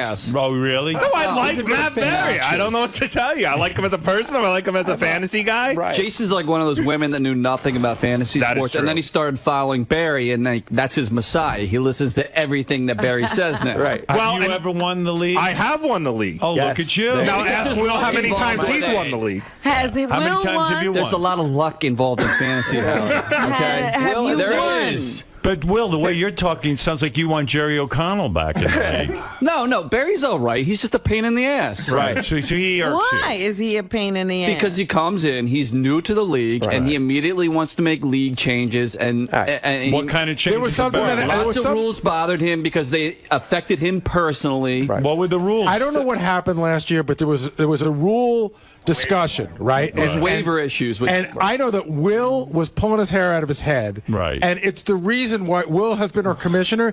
He has stepped down as commissioner. I don't want to do it anymore because I have a job to do. Right. So he's the commissioner. What is your problem with the league? Well, there's no problem with the league. The rule was very confusing. It wasn't that confusing until it affected you personally. I didn't understand. What is the rule? Howard, I've been playing for 30 years. I do this professionally, right? So I'm like, I play in a ton of different leagues. And so I say, like, look, I don't totally understand this. And I say, does anyone else understand this? And Jason's like, I don't understand it. We've been his playing, little I don't lapdog totally didn't understand either. Right. So then JD texts me, and JD texts me, and JD's like, "Yeah, I don't understand it either. I don't want to get into this publicly." And then John Hein, emails the league. That's full of shit. John Hein did not say anything. John Hein emails the league and says, well, here's how I understand the league. So he explains the rule. And then he says, is that right, Will? So even John Hein doesn't understand the rule. Is anybody doing actual work around exactly. here? That's what I'm getting nervous that was about. The problem. A lot of time. That's a lot of work. It's a lot of work going on into this fantasy. Too much work. That's why I went out. I said I got to concentrate on the show. Now? Fat boy over there. No, I'm temporary. I am just taking the lead for a couple months. And was this ruling changed based on what Matt Berry had to say? Well, we had already started the league. This was the whole thing. Once the season starts, you can't just change the rules in the middle of it. I just asked for that's why all this trouble was. And Matt, I come home. I know Will's getting into arguments with him on the phone. Then I come home and Matt is texting me. Who is the biggest nut case in this league? Is it JD? David Height. David Height? It's David Height. Oh, really? Okay, first of all, he shows up with a binder that looks like he's doing his thesis at Columbia University. Yeah, it was organized. Very organized, but like several binders and everything like that. And I'm going to preface this. I get along great with David. I like David a lot, except when we play fantasy football. Right. Then he annoys the living shit out of me. Why? Because he has a binder? Well, no, because one of the great things about playing fantasy is everybody breaks everybody's balls. Right. But it's very good-natured. You know, so like I might get up and I might make a pick and Will take a crack at me, but there's a joke in there. Right. Whereas David, he would question you, Gary, why are you doing that? That's really bad. Why would he question you? I mean, because that's what what people do. Like, there's always the expert in the league. That's the guy who knows better than everybody else. Right. And why is it so important to JD to win? What is he did win once. He did win once. He beat me actually the first year I played. Doesn't he put an unusual amount of hours into this thing? First of all, he plays every fantasy sport. Like, I wouldn't be surprised if he did fantasy sumo wrestling like what Matt. Really? He plays it, not just the football. And yes, How does he have time for that? I don't know, but Howard, here's what's amazing. What else is he doing? Even more, but working for me 24 hours a day. Why do you? What fantasy beside football are you involved in? Honestly. Well, I'm in about four fantasy baseball leagues. Are you a fan of Matt Berry's or are you not? You like him? He doesn't irritate you? He's a good guy. Is David Height irritating to you, too? Well, you know, when you see someone with a big binder, it's a little annoying. Is David Height in danger of becoming another Jerry O'Connell that he's thrown out? No, he takes it seriously? Well, okay, so let me tell you something. So, Jimmy Kimmel's got a league, right? We had heard through the grapevine that Cousin Sal came up with this great idea. The winner of the league on any given year could throw anybody out the next year. Oh, wow. I thought this was a great idea. And in fact, there's a story. Yeah. Tell the story about it. There's a story that's in the book about 1 year, John Hamm of Mad Men, he's in the league as well, right? And so taping's running long, and they're blowing up his phone. Where are you? Where are you? He's like, I'm coming. Like, let's go. He gets through traffic. They're like, dude, where are you? So he gets there. He's out of breath. His hair's all messed up. He's clearly made unbelievable efforts to get there, and they're like, you're voted out of the league. Oh, that's funny. Yeah, that Cousin Sal, he can really be mean. Yeah, exactly. So, Sal's great. What goes on in fantasy football? There's some fantasy football leagues that are so crazy that the guy who wins can force one of the other guys to get a shitty tattoo? Yeah, that's what the book is. The book is like lots of the great stories. So there's a league in Omaha, Nebraska. If you go to YouTube and you look for Tattoo League, you'll see it, right? Yeah, the loser of the league has to get a tattoo chosen by the winner. So literally, if I win, I could say to a guy, I want you to tattoo your head with a cock on it and cock and balls? Yeah, their rule is that it can't be on the face and it can't be like racist or offensive, but like embarrassing. So the guy that lost last year has a tattoo of Justin Bieber's face. And it says fantasy loser. It's fantasy loser. Oh, that's fantastic. # YOLO swag. Like, he's a 25-year-old dude. He's going to be 50 and he's got Justin Bieber's face on his leg, it's about that big. I mean, that is fantastic. Right. So we talked about... that would be a great league, like a guy has to put his wife up. In other words, the winner the winner gets to pick whatever wife he wants to bang. So I brought the punishment idea. A couple of years ago, and I said, that's a funny idea. So I had the votes, right? And then I think Will wavered a little bit. A couple of guys thought it was too cruel, but JD is very against the punishment. He's finished last 3 years in a row. He's last place 3 years in a row. Howard, it's actually harder to finish last 3 years in a row than it is to win the league. JD, why are you so bad at it? I don't. You know what? And you put the most time in. I draft stupidly. I pick people that I think are going to come back, and they don't do shit. Yeah. I put in. I vote players. I pick players too high. I'm just a mess. So, the draft day is the best day for fantasy footballs. When you get together, you put your team together, the whole season's ahead of you. Wow. Usually you leave feeling pretty good. Right. He is miserable after a draft. I mean, just Why are you miserable. I don't understand. Because the first two picks are pretty basic. It's like, all right, but then it's just I don't know. I just fuck up. Why are you not getting any enjoyment out of this? Why are you torturing yourself? Because I want to do well. I want to succeed in something in life. He does one of those things, by the way. He's a huge Bengals fan. He's from Cincinnati. And he tends to draft a lot of Bengals who don't perform because he likes to watch their team. No, hold on. I don't draft Bengals that don't perform unless they're lower. Howard, you know what he does? What does he do wrong? I'll tell you. He overthinks it. I think it's the same thing with women. I think he just overthinks it too much, and he just gets in his own way. Wow. Is that the trick to fantasy football? Don't overthink it? Yeah. And in some ways, you just kind of let it come to you. Yeah, is there one secret you could give everyone on how to win fantasy football? Patience. Be patient. People tend to panic and they'll bail on a player early on, after 1 week and they don't do it. Generally speaking, players will do what they're supposed to do. You have to have patience. Go with your gut, and your initial feeling was this guy's going to do well. The first game of the season, don't panic. Right. Yeah. That's a Does basic. JD panic? Is that his problem? He does. He does. He overthinks everything. Overthinks everything. He'll come into the draft with a rule. For example, there's no way I'm drafting Dustin Keller this year. That'll be his rule. Right. And then he'll break it 10 minutes into the draft. I stupidly drafted D'Angelo Williams a year after he shit the bed, and he shit the bed again. Right. I'm a fucking mess. You know why Jerry O'Connell probably didn't take it seriously? He married Rebecca Romaine. Right. He's married to a supermodel. Yeah, right. He doesn't have time to sit there and be doing a draft. That could be true, or I think we were the 12th week he was in, so the opposite of that might also be true. He has too much. Yeah, he got all bitter. I think. Yes, Chad. Chad, you're on the air in Asheville. This is a ridiculous conversation. Why is that? Well, hey, this guy is supposedly an expert on fantasy football. He wrote a whole fucking book about fantasy football. Yes. His advice is don't overthink it. Any thought about fantasy football is overthinking it. It's ridiculous. Well, I think the book is more about people's experiences with fantasy football. It's anecdotes, this kind of thing, isn't that? The only thing more boring than fantasy football is listening to a bunch of fat losers who can't play any sport talk about their fantasy football. Isn't it true that 91% of the people who play fantasy football are white males? Not that much, but yeah, it's pretty male. It's pretty male, and pretty white, right?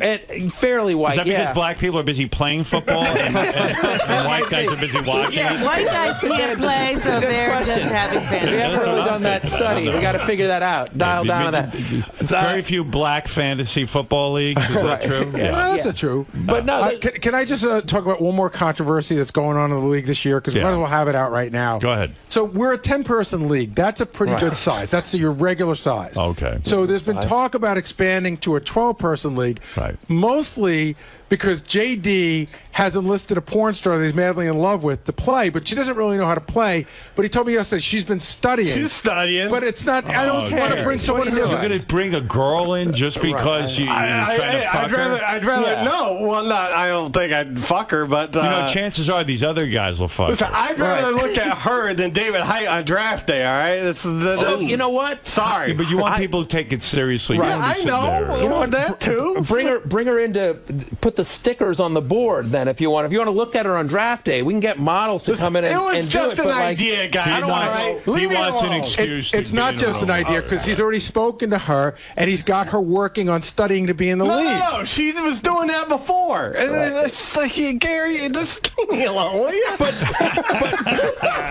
I'm almost. You know what's going to have Jerry O'Connell end up fucking her, and he's not even in the league. Listen, we'll stay 10 teams. I don't care. Right. It's fine. I'll finally lose again. All right, exactly. And there will not be a punishment. You realize you might lose to a porn star then, right? Do you understand? Can you imagine? Someone who doesn't know what she's doing at all, and JD still finishes last? Well, it'll be just my fucking luck. JD, you got a bad attitude. And that's what his downfall is. He's having a self-fulfilling prophecy. Are we not, Robin, seeing the fun of fantasy football right now with these guys acting like idiot 2-year-olds? It's the genesis of why JD and Jared stopped talking to each other. Oh, is that? It was over a kicker.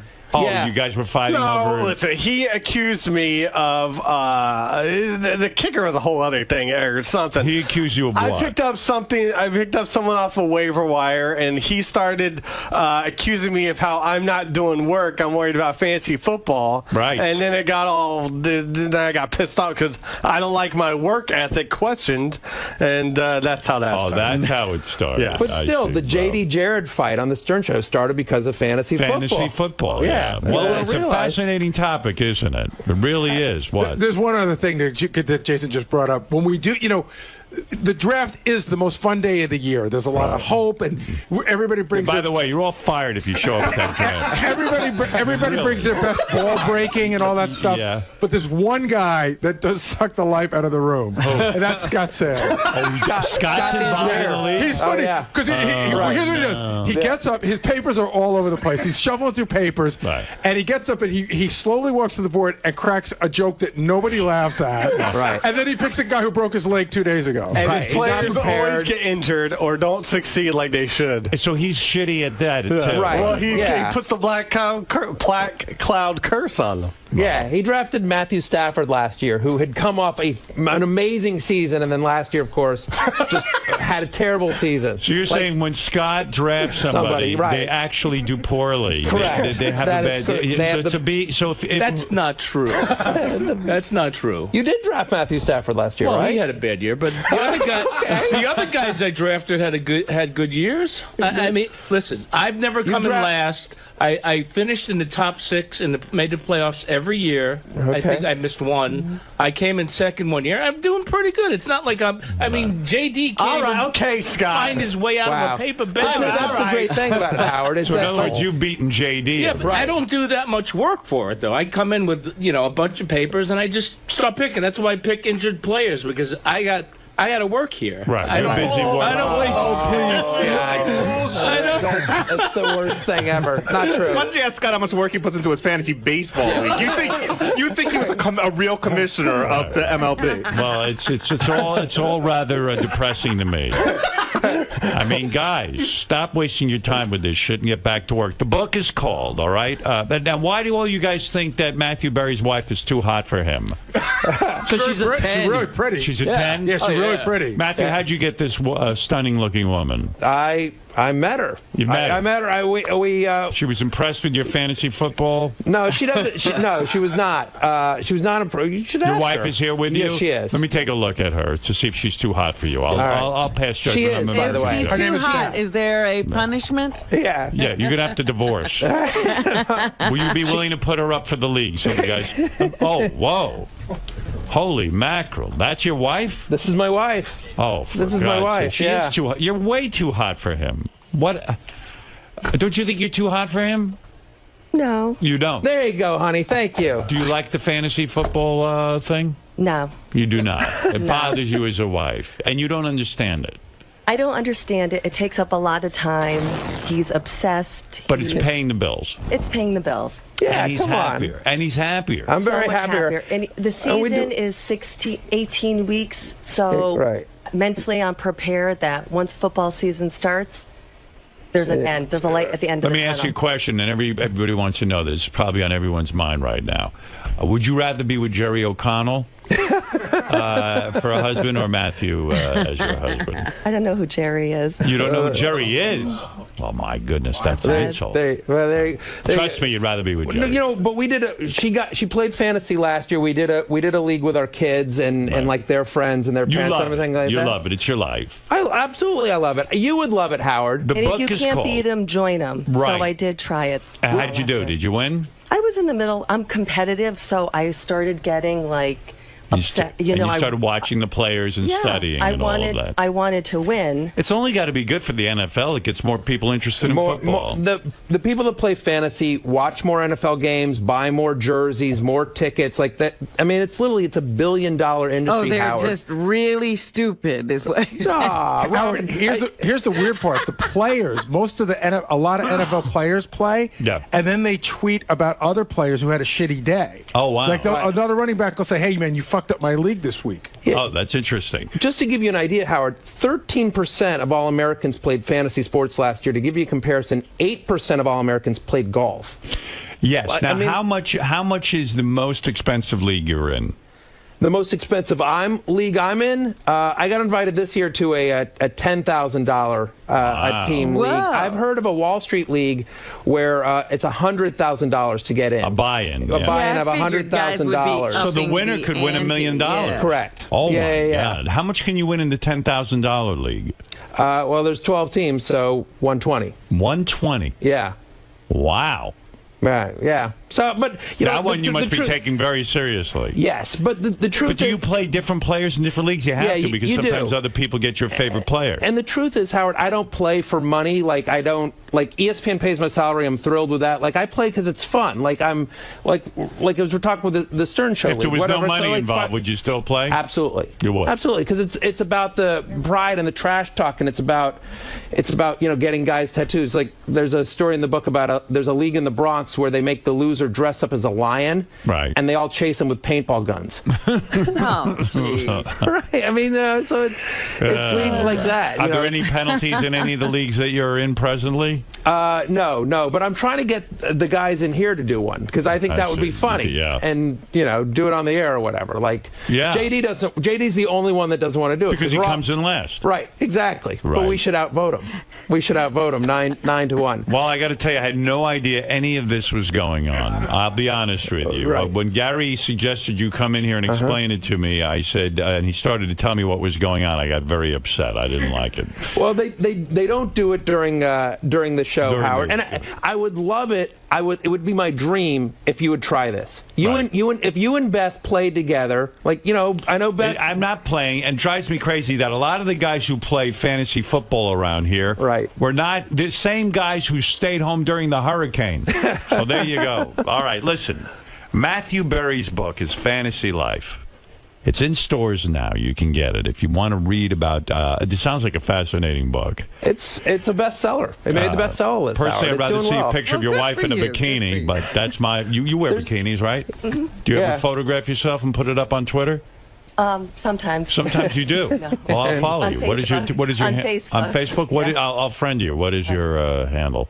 Beth Berry. Beth Berry? All right, I'll friend you immediately. For more info, including tour dates, go to fantasylifethebook.com. What do you mean tour dates? Well, I'm doing book signings, and then I do some fantasy football, advice. People like who to draft and that kind of stuff. So. Do a lot of fans turn? Do you have a lot of fans that are into this thing? Yeah, they'll come out and I do. Have you ever, your wife now, have you ever sexted Anthony Weiner? Twice. Twice, all right. And play fantasy football for free at ESPN.com, right? Yes. That's your employer. Yes, it is. And follow Matthew on Twitter at Matthew Berry, TMR. What's TMR stand for? Talented Mr. Roto. It's my little nickname. It's my goofy little nickname, Howard. That's weird. Yeah. That's a weird nickname. Is he sexting anybody? Oh, yes. Yes, he's sexting several of the NFL players. Right, and Jason Kaplan. Matthew, a pleasure to meet you. And, Howard, this is such a thrill. You have no idea what a big fan I am of you. Thrilled to meet you. Thrilled for you in your fantasy football life. You got out of riding. You're doing what you love, so I'm happy for you. Happy for you, too. And we'll be back. Was she married to him when he was a writer? Yes. No. Oh, you married the fantasy football Matthew. I married the fantasy football Matthew. We met in Connecticut. He had already moved up from L.A. to Connecticut. And when you heard that he played fantasy football, did you say, I'm heading for the hills? I'm getting out of this right away? To be honest with you, I didn't even know what it was. And I thought he did a lot of digital work at ESPN. I think it was our third date I realized that. Yeah, usually. His website and usually girl goes, well, I play fantasy football for a living. And, they go, oh, this guy, I got to get back. But you know what? But Howard, that used to be the perception, but it's not true anymore. Jay-Z plays fantasy football. Ashton Kutcher plays fantasy football. So a girl might not understand. Right, I understand. But there's Isn't it great you have an unconventional living that you make? I'm unbelievably blessed. It's amazing. Like I said, I was 35 and depressed. I had these websites. I was making a good living in Hollywood. I was in therapy, and I was just like, you know what? I'm just going to chase happiness. I don't care about money.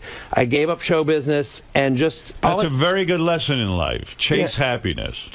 I just chased happiness, and everything else ended up following. I just said, I've got these little websites. It's the only things I care about, and I'm going to just try to make a living at this. I don't know if I can, but this is the only thing that makes me happy. Hey, good for you. Good advice. All right, listen, get the book, Matthew Berry's book, Fantasy Life, in stores now. We'll be back right after these words. Thanks, Matthew. So, Matthew, you appeared to have piqued Howard's interest in fantasy sports, or at least in fantasy football. Yeah.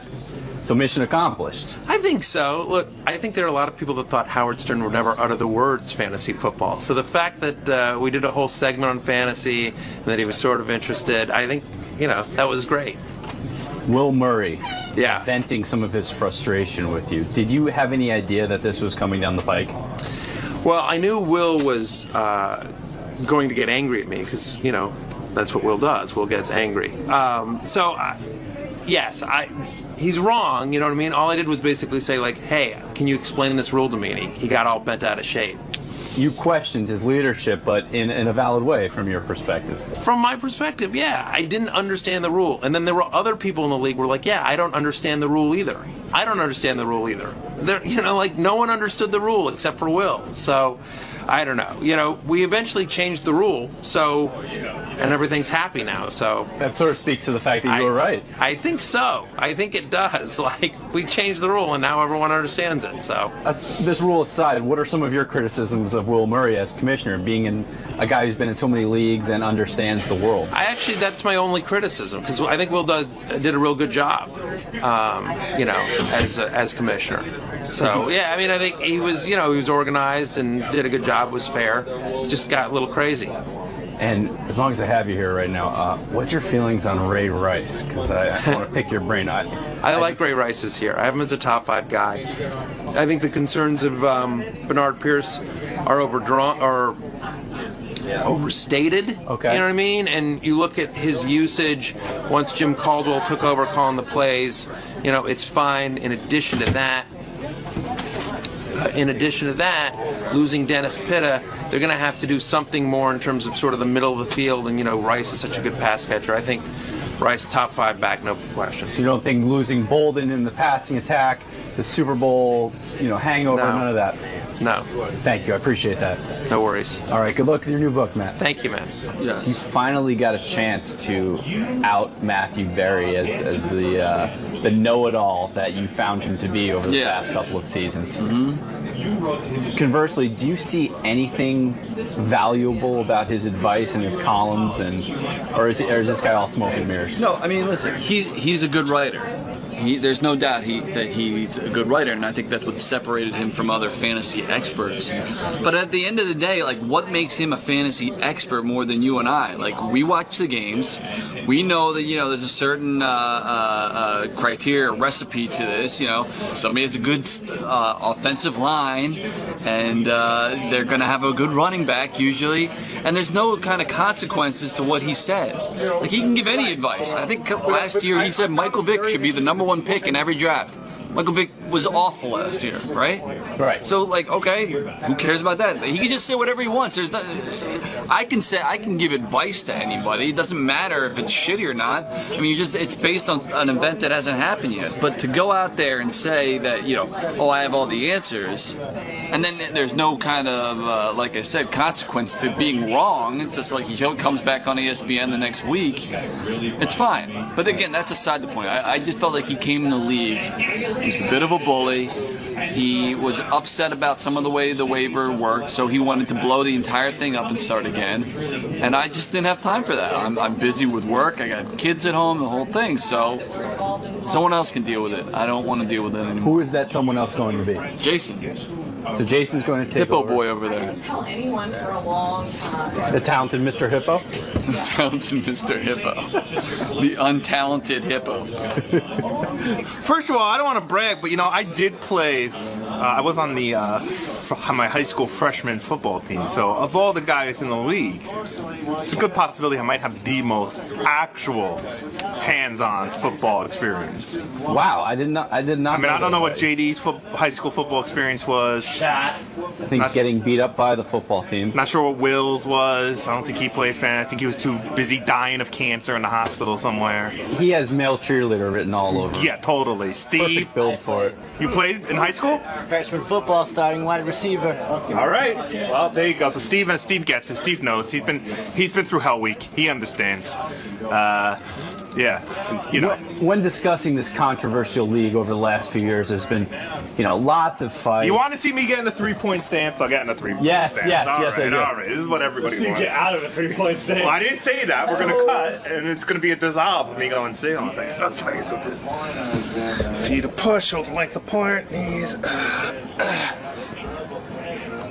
Right. Down. So watch me back off. I'll break out the ball. Ready? On one. Down two. Okay. Oh yeah, what was I gonna say about that? You didn't catch when I touched the ground over there. Oh, my bad. I was doing the sprints.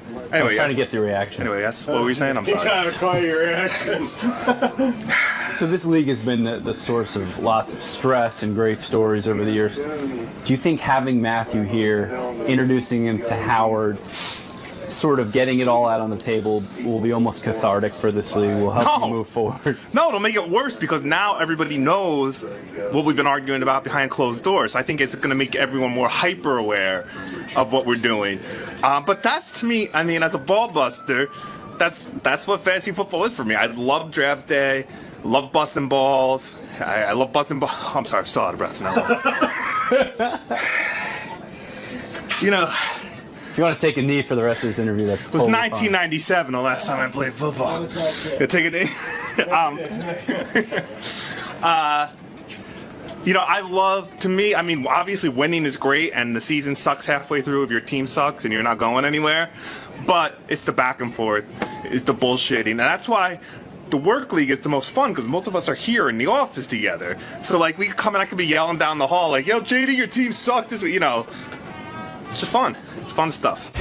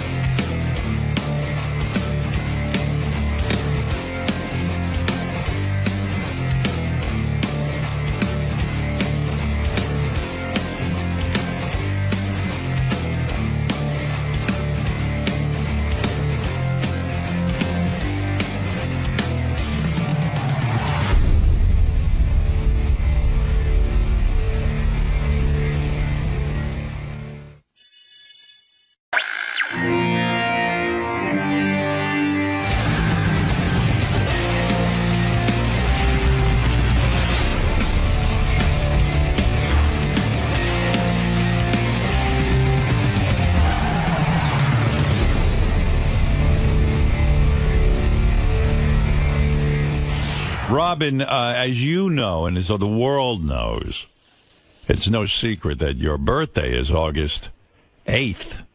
Oh, why are you telling people? Well, because Don't you like me? we won't be on the air August 8th, and I thought today I would pay tribute to your birthday, so that lest anyone think we were ignoring it. Please, let's ignore it. Yeah, are you depressed about it?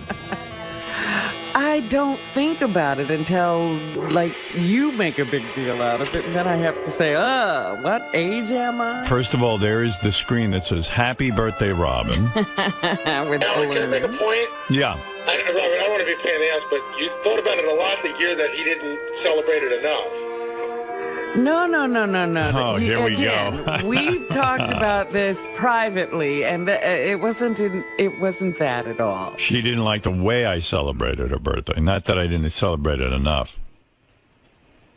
I know what she's talking about. Gary gone.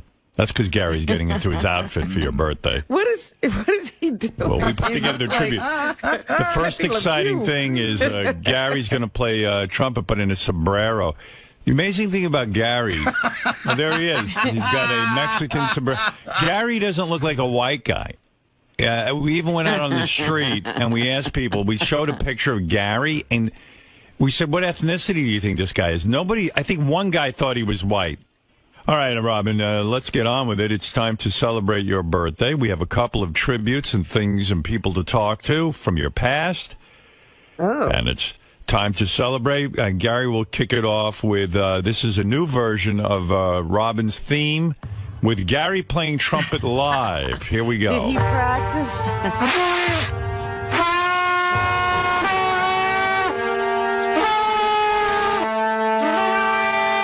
I want to get the mix right.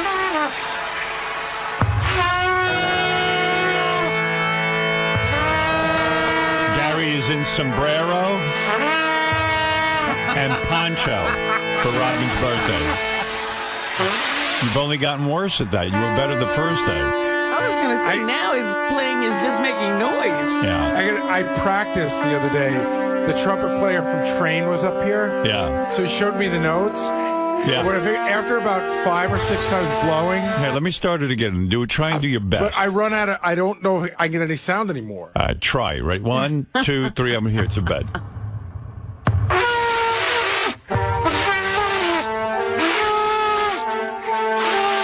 Awful. All right. Annoying. It would help if you waited till the music started. Oh, yeah, that's what's going to help.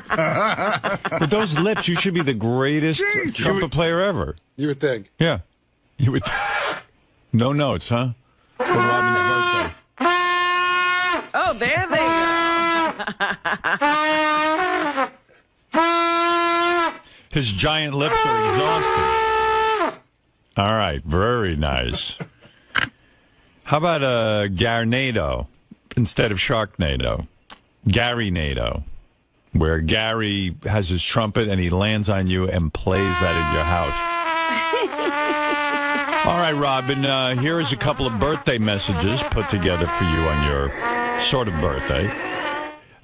Here we go. David Spade. Robin, it's David Spade. You can't tell by this nasally voice. And happy birthday. I'm glad you're look really pretty and you're doing good, and my birthday's this month, so I'm going to switch it about me. And you're always funny in the show, and you always are adding something great, and you pay attention. I think that's good. Robin, David Spade, the star of the hit movie Grown Ups and Grown Ups 2. Yeah. There you go. Right now, we have a special gift. This is a visitor from south of the border. This is Master. I missed him. I know. This is Master Shaman 𝗦𝗁𝗄𝗿𝗍. How do you say it? Coloputo? Coloputo. I never did get his name. He's from Peru. He was there when you went through your ayahuasca experience, Robin. This is where you took hallucinatory drugs. He does not speak. It's a tea. It's a tea, yes, but it's a drug. He doesn't speak English, but he understands it. So we're going to use Elaine to translate his response, who speaks fluent Spanish, right? Morning. Good morning. Okay, here we go.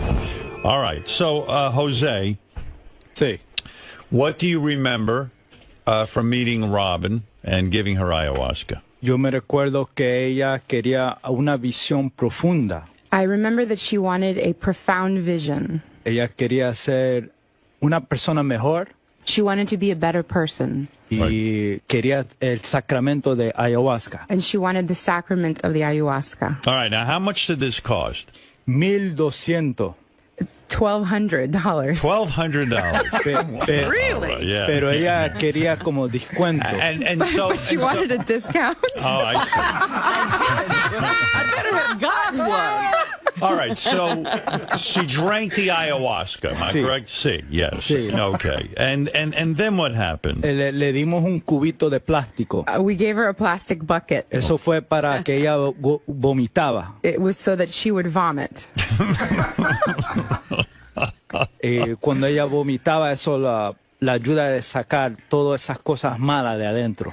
When she would vomit, it was to get everything out inside of her that was bad. I can't believe Robin did this. It's unbelievable that she paid $1,200 for this. But go ahead, then what happened? I don't remember it being that much. Go ahead. Ella hizo eso y para una visión, para que le dijimos que ella haga esto para que se le salga todo eso, esas cosas malas.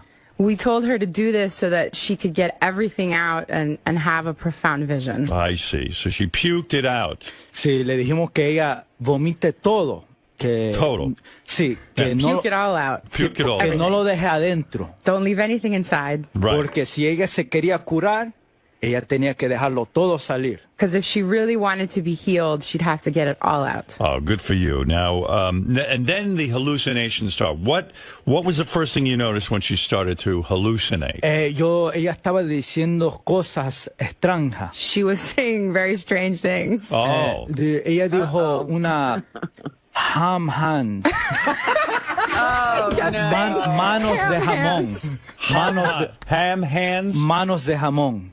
Manos de jamón. Manos de jamón. Manos de jamón. Ham hands. Manos de jamón. I see. And she was hallucinating. Sí, vio espíritus. She saw spirits. Y oyó cosas. And she heard things. What type of spirits did she see? Ella vio una cara de un hombre. She saw the face of a man. Pero con un espíritu de un hombre, pero la cara de un animal. The spirit of a man, but the face of an animal. Sí. Oh, a spirit of a man and the face of an animal. ¿Cuál animal era? Lo llamó Booey. Baba Booey. Sí, no entendía. Over and over again. Sí. Sí, yes. And he didn't understand that she just kept saying Baba Booey over and over again. He wouldn't know that. That's a reference on our show. I don't know if you realize that. Baba Booey refers to our show. Sí, fue extraño. Face of an animal, but a human. Sí. I see. He said it was very strange. All right. And then what happened? After she saw this hallucination of an animal with a face, Baba Booey. So le dijimos que ella vomite. So he told her to keep vomiting. Vomited again? She vomited again. Keep vomiting. Right. Keep vomiting. Yeah. And when she vomits, what do you do? Yo lo estaba aguantando a ella para que no se caiga. He was holding her from behind so she wouldn't fall. Pero ella ponía me pusía las manos para que aguantaba sus senos. She would put my hands over her breast to hold her. To hold her. So you held her from behind while holding up her breast. Pero fue muy grande para mí. Yo soy pequeño. Her breasts were too big for him because this he's is getting small. a little bit redundant. You're not very tall. No. Cinco pies. So he's 5 feet tall. Right. So you handled her breast, but your hands are so small you couldn't even hold them up. Si no la podía aguantar. He couldn't hold her up. Wow. So you held on to them, I see. And were her breasts unusual? No, fueron grandes, pero yo es más para aguantarla, para que no se caigaba. He said that they were very big, but for him it was good because she was sturdy. He could hold her up by her breasts. Okay, all right. Well, okay. So she threw up, and she had a hard time. And then what happened when she stopped throwing up? Was there anything to report there? No, ella vomitaba y cuando ella se desmayó. She fainted after she finished vomiting. Right. Sí, se desmayó y yo la puse abajo. He put her on the floor. Right. Entonces ella fue extraño que me dio sus panties. Panties? He said it was very strange because she gave him her panties. Oh, I don't remember this. Yo no entendía por well, qué. you were out of it, Robin. That's why I He say. said that he did not understand why she gave him the panties. Did you ask her? Was there any explanation? No, given? ella se desmayó, pero yo miraba el culito de ella, que fue bien grande. She fainted, but he was able to see her beautiful butt that was very large. Pero había sudor. But it was sweaty. Sweaty, well, of course. Please. Beautiful though, Robin, beautiful. I was vomiting. Beautiful. Come on. Pero yo me quedé con los panties para olerlo. He kept the panties so that he could smell them. You still have those panties? Stop it. Sí. And he still has them. And you smell the panties? Sí. Yes. And he smells them. You like Muy it. rico. Wow. Very, very delicious. Well, Master Shaman, you've told the real story of Robin with the ayahuasca and her horrible hallucinations, that face. Baba Booey. Poor Robin. But we want to thank you for coming in. Muchas gracias. Un honor. He says an honor. An honor to meet you. An honor to have you. Mucho frío aquí. Yes. It's very cold here. Oh, I think she said it was very free in this country. Sí, muy free. Very cold. Yes, I know. That's why you're wearing your poncho and hat.